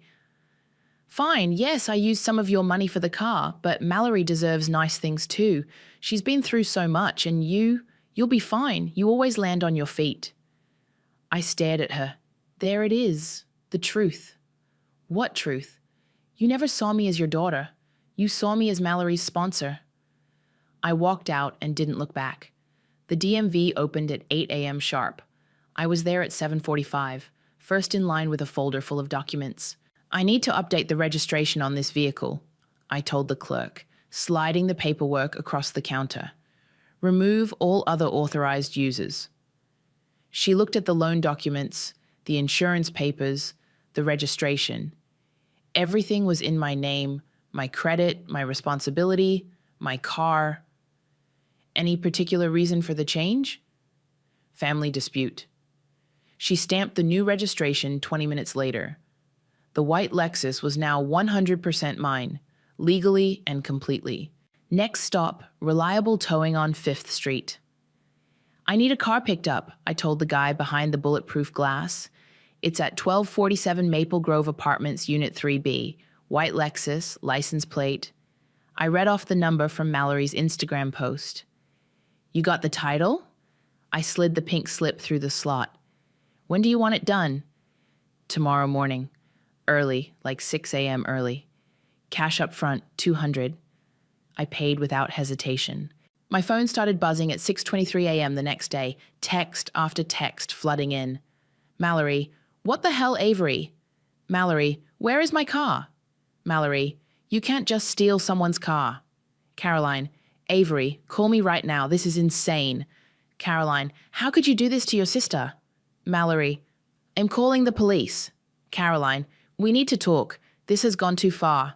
I let them blow up my phone for 3 hours while I sat in my office, drinking coffee and actually getting work done for the first time in weeks. Around 9:30, I opened our family group chat, the one Caroline had created years ago called My Girls, and typed a single message. Check your facts before you call the police. Then I sent a photo of the car title with my name highlighted in yellow, followed by a screenshot of the loan documents. You bought her nothing. I did. The chat went silent for exactly 4 minutes. Then Mallory called me directly. Avery, please, I didn't know... You didn't know what? That I paid for it? Mom said she had savings. Mom lied. Like she always does. But I need that car for work. I have 3 freelance gigs this week and...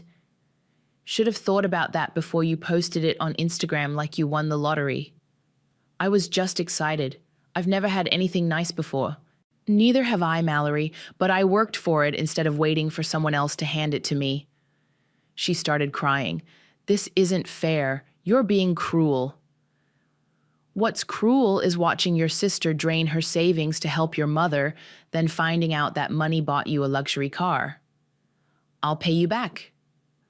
With what money? You haven't paid me back for anything else. The line went quiet except for her sniffling. Where's my car, Avery? My car is in a secure lot, where it's staying. I hung up.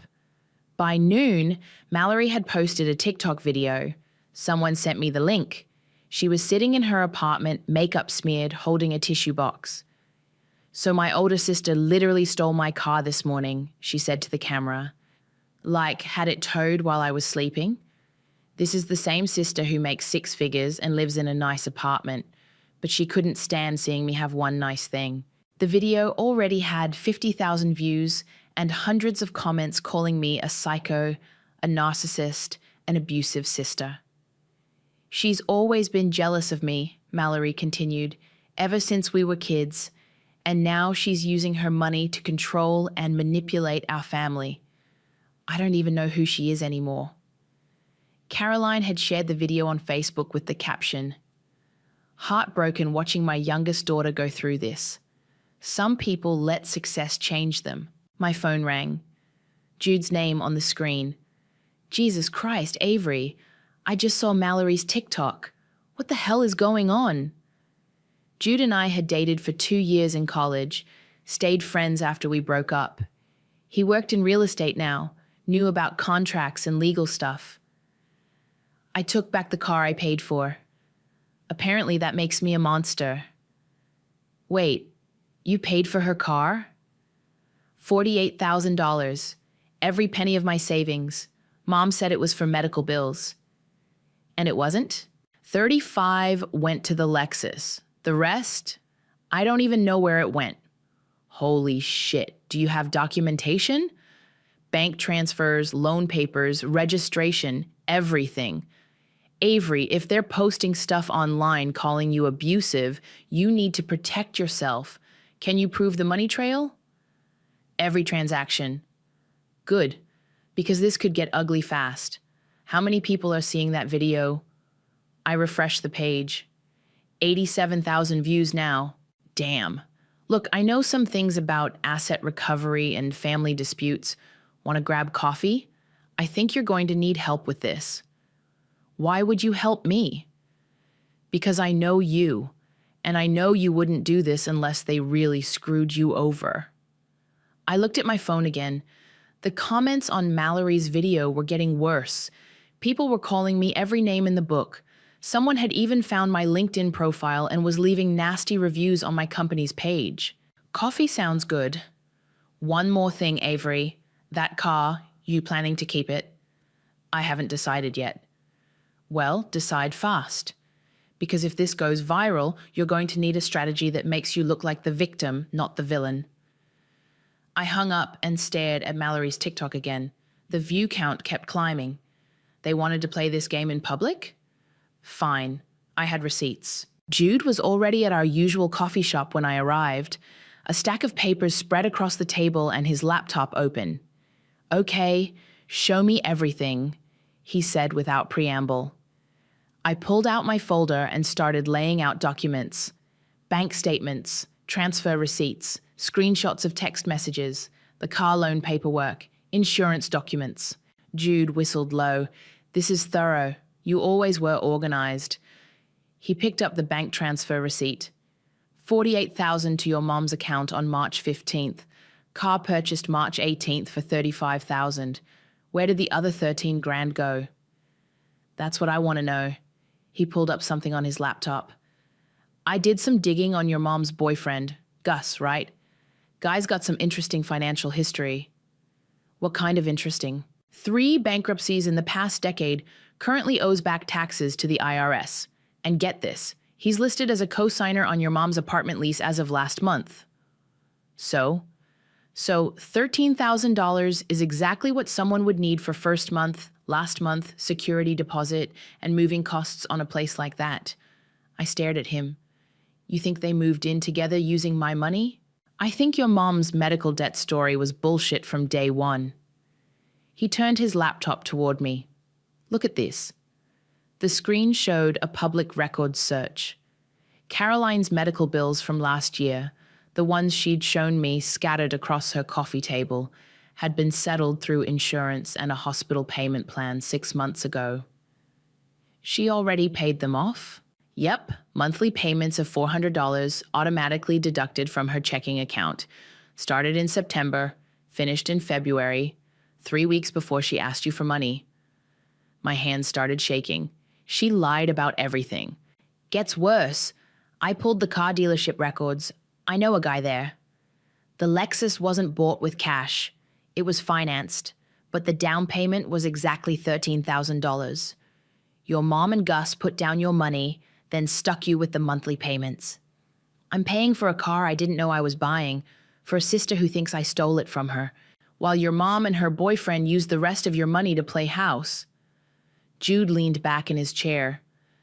Avery, this isn't just favoritism, this is fraud. My phone buzzed. Another text from Caroline. Caroline. People are calling me at work about Mallory's video. You're embarrassing our entire family. I showed Jude the message. She's worried about being embarrassed? He laughed bitterly. Wait until people find out she scammed her own daughter. What do you think I should do? Depends. How public do you want to get? I pulled up Mallory's TikTok again. The view count was over 200,000 now. The comments were brutal. She made it public first. Then let's give the people what they want. The truth. Jude started typing on his laptop. I'm thinking a detailed Reddit post, aita format. Let the internet decide who the real villain is. You think that'll work? Honey, you've got documentation that would make a forensic accountant weep with joy. Bank records, loan papers, medical payment history, text message screenshots. This isn't he said, she said. This is mathematical proof that your family screwed you over.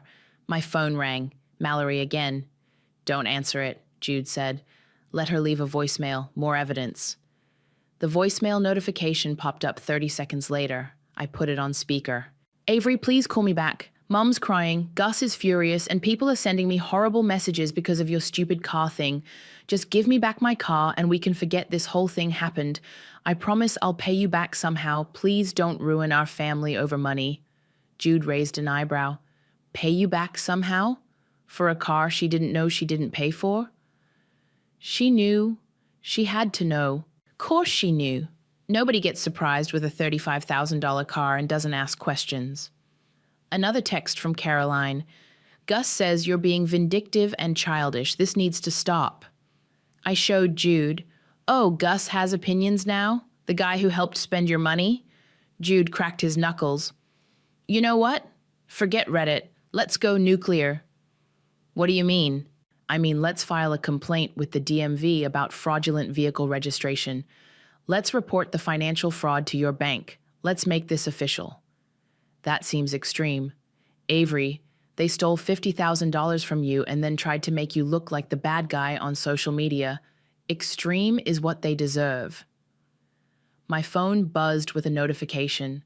Someone had found my work email and sent me a message calling me a psychotic sister and demanding I give Mallory her car back. They're contacting my job now. Jude's expression darkened. That crosses a line. Now it's affecting your career. So what do? We document everything, every message, every comment, every threat. Then we show the world exactly who your family really is. He pulled out his phone. But first, I think we need to have a conversation with Gus, man to man. Why? Because something tells me your mom isn't the mastermind here, and if Gus is the one pulling the strings, he's about to find out what happens when you mess with the wrong person's money. Jude's smile was sharp and cold. Trust me, Avery, by the time we're done, Mallory's TikTok is going to look like a children's bedtime story. I spent the next 3 hours crafting the most detailed Reddit post of my life, aita format, just like Jude suggested, with every receipt uploaded to Imgur. Aita for taking back the car I unknowingly bought for my sister. Posted in R. Amith Asshole. The post was a masterpiece of documentation, bank transfers with timestamps, screenshots of Caroline's desperate texts about medical bills, photos of the hospital payment records showing the debt was already settled, the car loan papers with my name, Mallory's Instagram post bragging about her gift. I hit submit at 2:47 p.m. By 4 p.m. it had 500 upvotes and 200 comments, all variations of NTA, your family is toxic. By 6 p.m., someone had cross-posted it to R raised by narcissists and R entitled parents. By 8 p.m., Mallory had deleted her TikTok. My phone rang, Caroline, obviously. Avery, what have you done? I told the truth. People are calling me a narcissist. They're saying I'm a terrible mother. Are you? How can you ask me that? I raised you. I sacrificed everything for you and your sister. You sacrificed my money for your boyfriend's rent deposit. Silence. It's not that simple. It's exactly that simple. You lied about medical debt to steal my savings. I didn't steal anything. You gave me that money. Under false pretenses. That's called fraud, Mom. She started crying. I can't believe you're doing this to me, to our family. I'm not doing anything to our family. I'm exposing what our family really is. I hung up and immediately got a text from Mallory. Delete that post right now. Then another. You're ruining Mom's life. Then, everyone at work is asking her about it. Good. Jude called around 9 p.m. Holy shit, Avery. Your post is trending on Twitter now. Someone screenshot it and it's got like 50,000 retweets. Is that good or bad? For you, good. For them, very, very bad. I've been monitoring the comments and it's like 95% people calling your mom and sister out. A few people are even sharing their own similar stories. What about the car? That's what I'm calling about. I think you should donate it. What? Hear me out. You don't want the car. You just wanted to make a point. But if you keep it, people might think this was about greed. If you donate it to charity, you look like a saint who only cared about justice. That's actually brilliant. I know a nonprofit that helps domestic abuse survivors get back on their feet. They have a program where they give cars to women who need transportation to escape bad situations. It would be perfect. Do it. Really? Yeah. Set it up. I want it done in my father's name. Your dad? He always said families should lift each other up, not tear each other down. He'd hate what they did to me. I'll make the calls tomorrow. The next morning, I woke up to 47 missed calls and 183 text messages. The Reddit post had exploded overnight. 15,000 upvotes, 2,000 comments, and awards I didn't even know existed.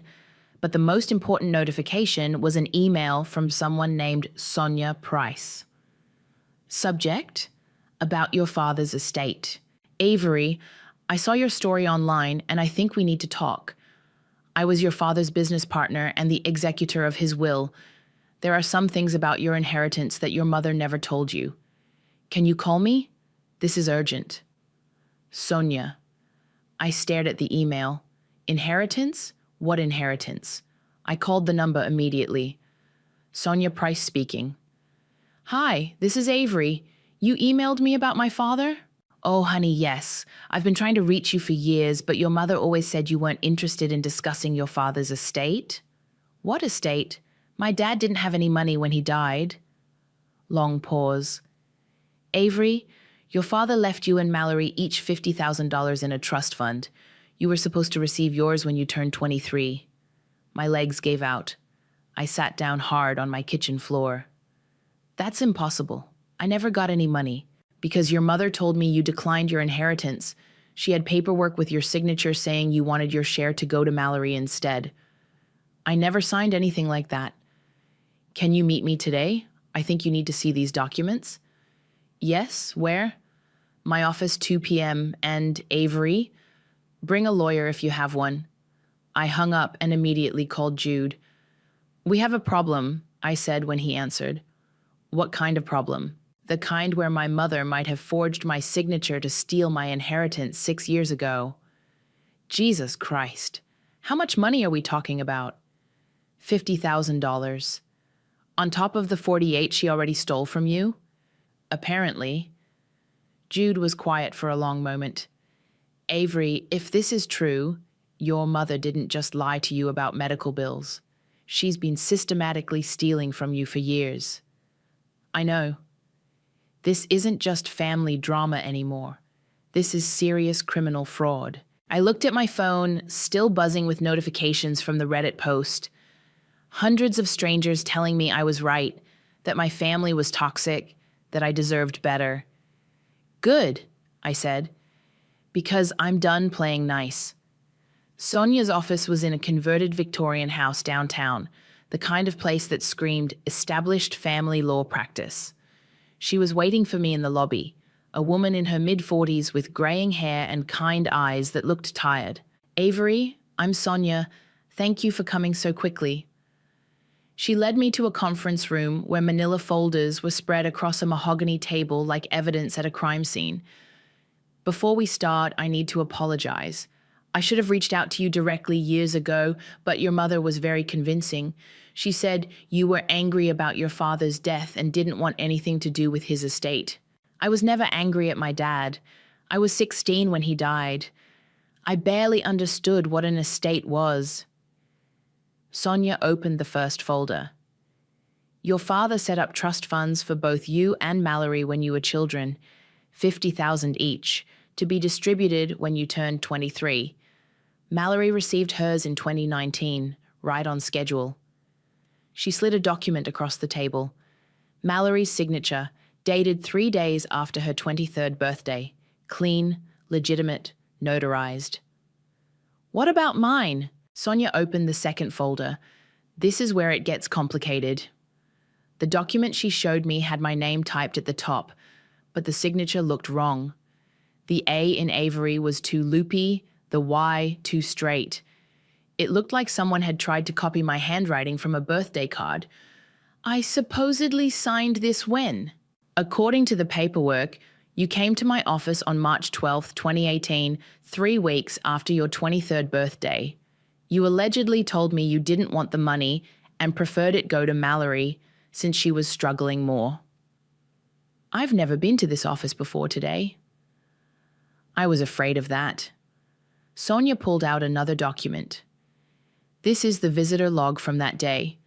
The signature here matches the one on the inheritance waiver. Both signatures had the same weird loopy A and straight I. Who brought you this paperwork? Your mother. She said you were too upset to come in person, so she was handling it as your representative. Did you verify it was actually my signature? Sonia looked embarrassed. I should have, but Caroline was so distraught, talking about how you blamed your father for leaving the family in debt, how you wanted nothing to do with his money. And honestly, it's not uncommon for beneficiaries to redirect inheritances to siblings who need help. Except I never said any of that. No, I don't think you did. I stared at the forged signature. So Mallory got $100,000 total, her 50 plus mine? Yes, she used it to pay off student loans and put a down payment on her first apartment. The apartment she lived in for 2 years before moving back in with Mom because she couldn't afford rent. I'm sorry, Avery. I should have insisted on meeting with you directly. My phone started buzzing. Caroline calling again. Don't answer it, Sonia said, not until we figure out your legal options. What are my legal options? Inheritance fraud is a felony. If we can prove your mother forged your signature, she could face criminal charges. Plus, you'd be entitled to the full $50,000 with interest. How much with interest? About $67,000. I did the math. The $48,000 she'd stolen for the car, plus $67,000 from the inheritance. Caroline had cost me over $100,000. There's something else, Sonia continued. I kept copies of all correspondence with your mother about this, including some emails that might interest you. She pulled out printed emails dated from 2018. From Caroline. To Sonia. Subject, Avery's inheritance. Sonia, Avery is being very difficult about this money situation. She keeps saying she deserves her father's money, even though she's doing fine financially. I think she's being greedy. Mallory really needs this help right now. Can we expedite the transfer? From Sonia to Caroline. Subject, Avery's inheritance. Caroline, I really think I should speak with Avery directly before processing this. It's unusual for someone to waive such a large inheritance without meeting with the executor. From Caroline to Sonia. Subject, Avery's inheritance. Trust me, this is what she wants. She told me herself she doesn't want blood money from her father. I'll bring the signed paperwork tomorrow. Blood money? I looked up at Sonia. She told you I called my dad's inheritance blood money? According to her, yes. My father was the most important person in my life. I would never say that. I believe you, and I think a handwriting expert would prove that signature is forged. My phone buzzed with a text from Mallory. Mom says you're trying to cause legal trouble now. This has to stop. Then another from Caroline. Sonia called me. I don't know what lies you're telling people, but this is going too far. I showed Sonia the messages. They know you're here? I called Caroline after you emailed me. I wanted to give her a chance to explain before I involved lawyers. What did she say? She hung up on me, then called back 5 minutes later screaming about how I was destroying the family and making up stories for attention. Sonia gathered the documents. Avery, I think you need to contact the police. This isn't just about money anymore. Your mother has been systematically defrauding you for years. Will they actually do anything? With this much documentation, yes, especially since she's still actively lying about it. I looked at the forged signature again. My name, but not my handwriting. My inheritance, but not my decision. Do it. Set up the police report. Are you sure? Once we file this, there's no going back. Your mother could face serious jail time. She should have thought about that before she decided to steal from her own daughter. Sonia nodded and reached for her phone. I'll call Detective Martinez. He handles white-collar crime. As she dialed, my phone lit up with another call from Caroline. This time I answered, Avery, please, we need to talk. We're done talking, Mom. My lawyer is calling the police right now. Your lawyer? Avery, don't do this. Think about our family. I am thinking about our family. I'm thinking about how you've been stealing from me for 6 years. I never stole anything. That money was meant to help both my daughters. By forging my signature and lying to everyone involved? Silence. I don't know what you're talking about. Yes, you do. And now everyone else will too. I hung up and turned off my phone. Detective Martinez can see us in an hour, Sonia said. Are you ready for this? I looked at the pile of evidence on the table. Bank records, forged documents, lying emails, stolen inheritance. I've been ready for 6 years. I just didn't know it yet. The police station smelled like burnt coffee and disinfectant. Detective Martinez was exactly what you'd expect from a white-collar crime investigator. Tired eyes, cheap suit, and the kind of patience that came from dealing with family financial drama all day. So, let me get this straight, he said, spreading our documents across his desk. Your mother told you she needed money for medical bills, but the bills were already paid. Then she used your money to buy your sister a car and move in with her boyfriend. That's just the recent stuff, I said. The inheritance fraud goes back 6 years. He picked up the forged signature document. This is pretty sloppy work. Your mother's not exactly a master criminal. Apparently she didn't need to be. Everyone just believed her. Detective Martinez made notes while Sonia explained the legal timeline. Bank transfers, forged documents, email evidence. It was all there in black and white. We'll need to interview your mother and sister, he said. Can you get them to come in voluntarily? I can try. I turned my phone back on. 17 missed calls from Caroline, 9 from Mallory, 3 from Gus. I called Caroline first. Avery, thank God. We need to fix this before it gets out of hand. It's already out of hand, Mom. I'm at the police station. The police? Avery, no, please don't do this to our family. Meet me at the downtown station in 1 hour. Bring Mallory and Gus.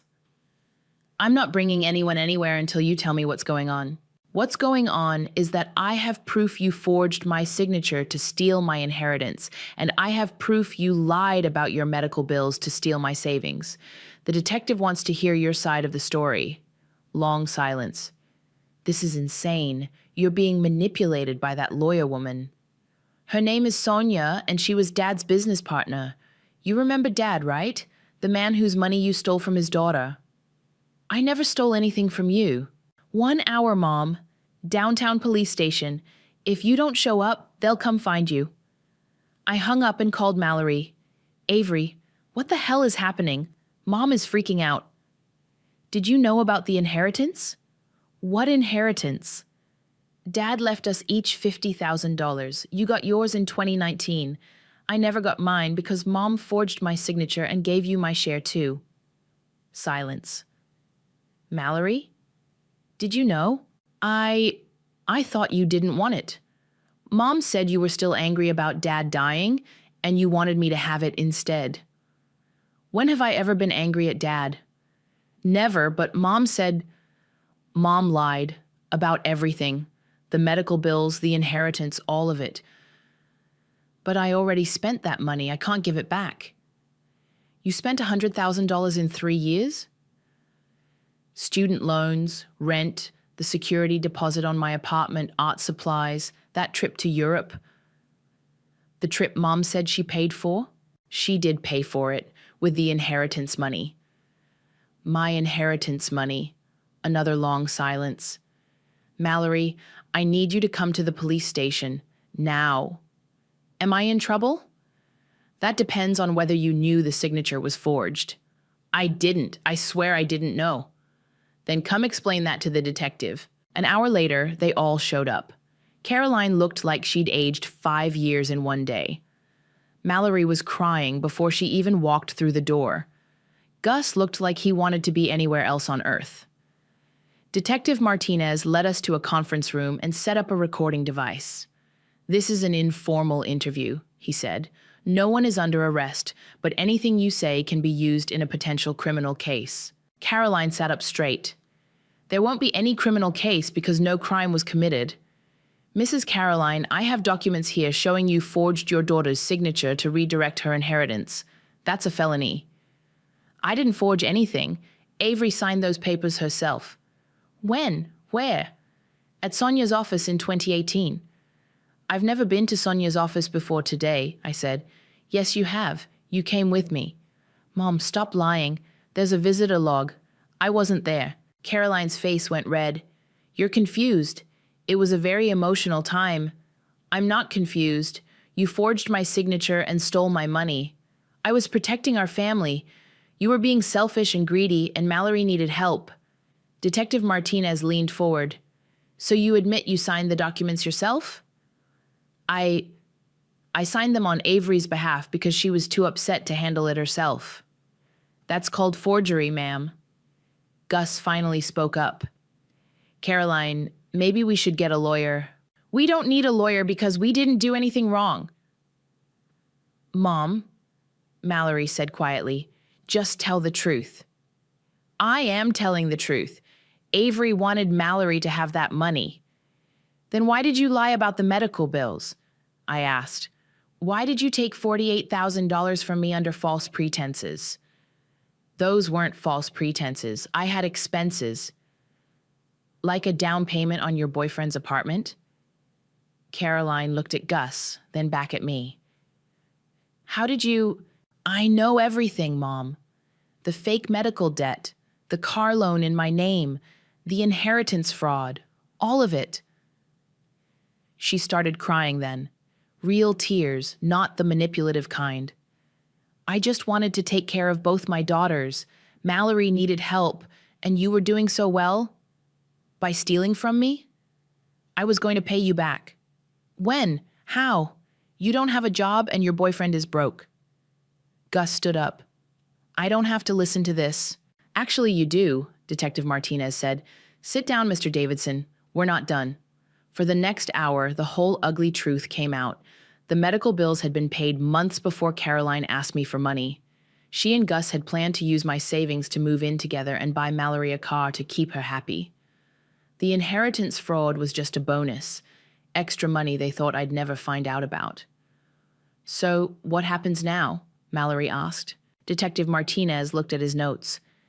That depends on your sister. She's the victim here. If she wants to press charges, we have enough evidence for multiple felony counts. Everyone looked at me. I want my money back, I said. All of it. The $48,000 plus the $67,000 from the inheritance, plus interest. $120,000 total. Avery, we don't have that kind of money, Caroline said. Then you shouldn't have stolen it.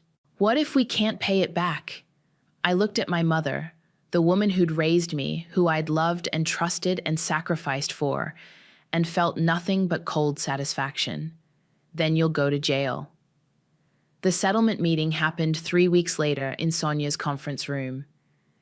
Caroline had hired a lawyer, a tired-looking public defender who kept checking his watch like he had somewhere better to be. "My client is prepared to make a full restitution offer," he said, sliding papers across the table. I read the number, $45,000. "That's not even half of what she owes me." "It's all we can realistically recover," the lawyer said. "Mrs. Caroline has agreed to sell her car and liquidate her savings account. Mr. Davidson will contribute his portion of the apartment deposit they used." "What about the rest?" Caroline spoke up. "Avery, please, I don't have anything else. If you push this, I'll lose my job, my apartment, everything. You should have thought about that before you committed felony fraud." "I'm your mother. You're a thief who happens to share my DNA." Mallory, who'd been silent until now, cleared her throat. "I can pay back some of it." Everyone turned to look at her. "I still have about $15,000 in my savings from the inheritance money. I can give that back." "Mallory, no," Caroline said. "That's your emergency fund. It was never really mine anyway." Mallory looked at me with red-rimmed eyes. "I'm sorry, Avery. I should have questioned it when Mom said you didn't want Dad's money. That never made sense. What about the other $85,000 you spent?" "I can set up a payment plan. Maybe $500 a month?" "At $500 a month, it would take you 14 years to pay me back." "I know, but it's something." I looked around the table, Caroline crying into tissues, her lawyer looking bored, Mallory genuinely trying to make amends, Sonia watching me with curious eyes. "I have a counteroffer." Caroline's lawyer perked up. "We're listening." $60,000 cash, today. "We just told you we don't have 60,000, then get it. Sell the apartment, liquidate everything, ask Gus to contribute his share. I don't care how you do it. And if we can't, then I press charges and you go to prison.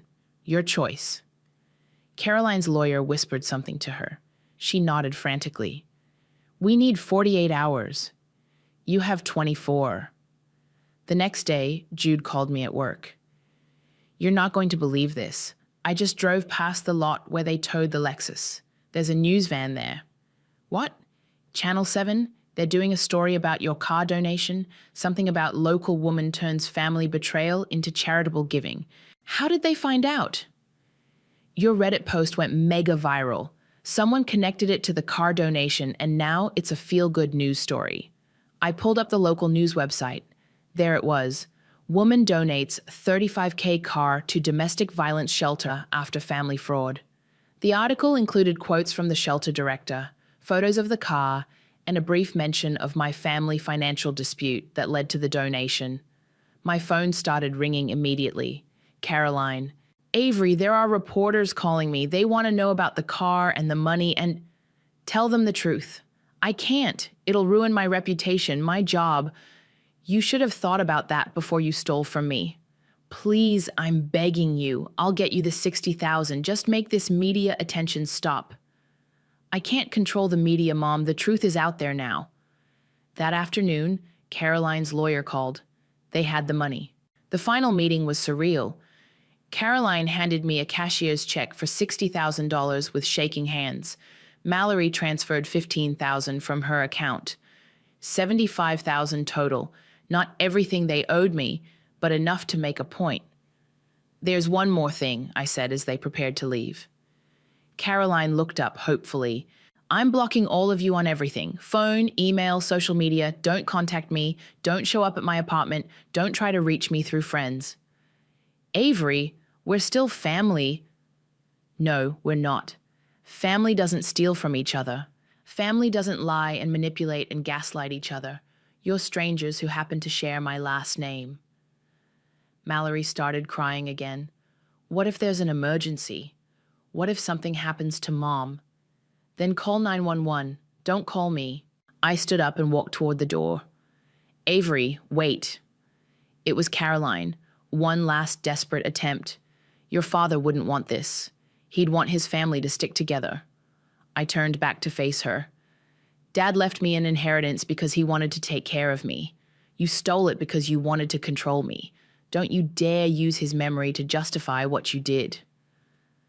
I walked out of that conference room and didn't look back. The next morning, I woke up to a text from an unknown number. Saw the news story, you're my hero, a fellow scapegoat daughter. Then another, your Reddit post helped me realize my family was financially abusing me too. Thank you. And another, standing up to toxic family takes guts. Proud of you. My phone buzzed with a call from Jude. So how does it feel to be free? I looked around my quiet apartment, at my bank account that finally had money in it again, at my phone that wasn't constantly buzzing with guilt trips and manipulation. Expensive, I said, but worth every penny. Any regrets? I thought about Caroline crying in that conference room, about Mallory's genuine apology, about the family photos I'd thrown away the night before. Just one. What's that? I should have done this 6 years ago. Well, better late than never. What's next for the newly liberated Avery? I smiled, looking out my window at a world that suddenly felt full of possibilities. Whatever I want. And for the first time in my life, I don't have to ask permission. They didn't know who they were messing with when they decided to steal from me. Now neither do I. And that's exactly how I like it.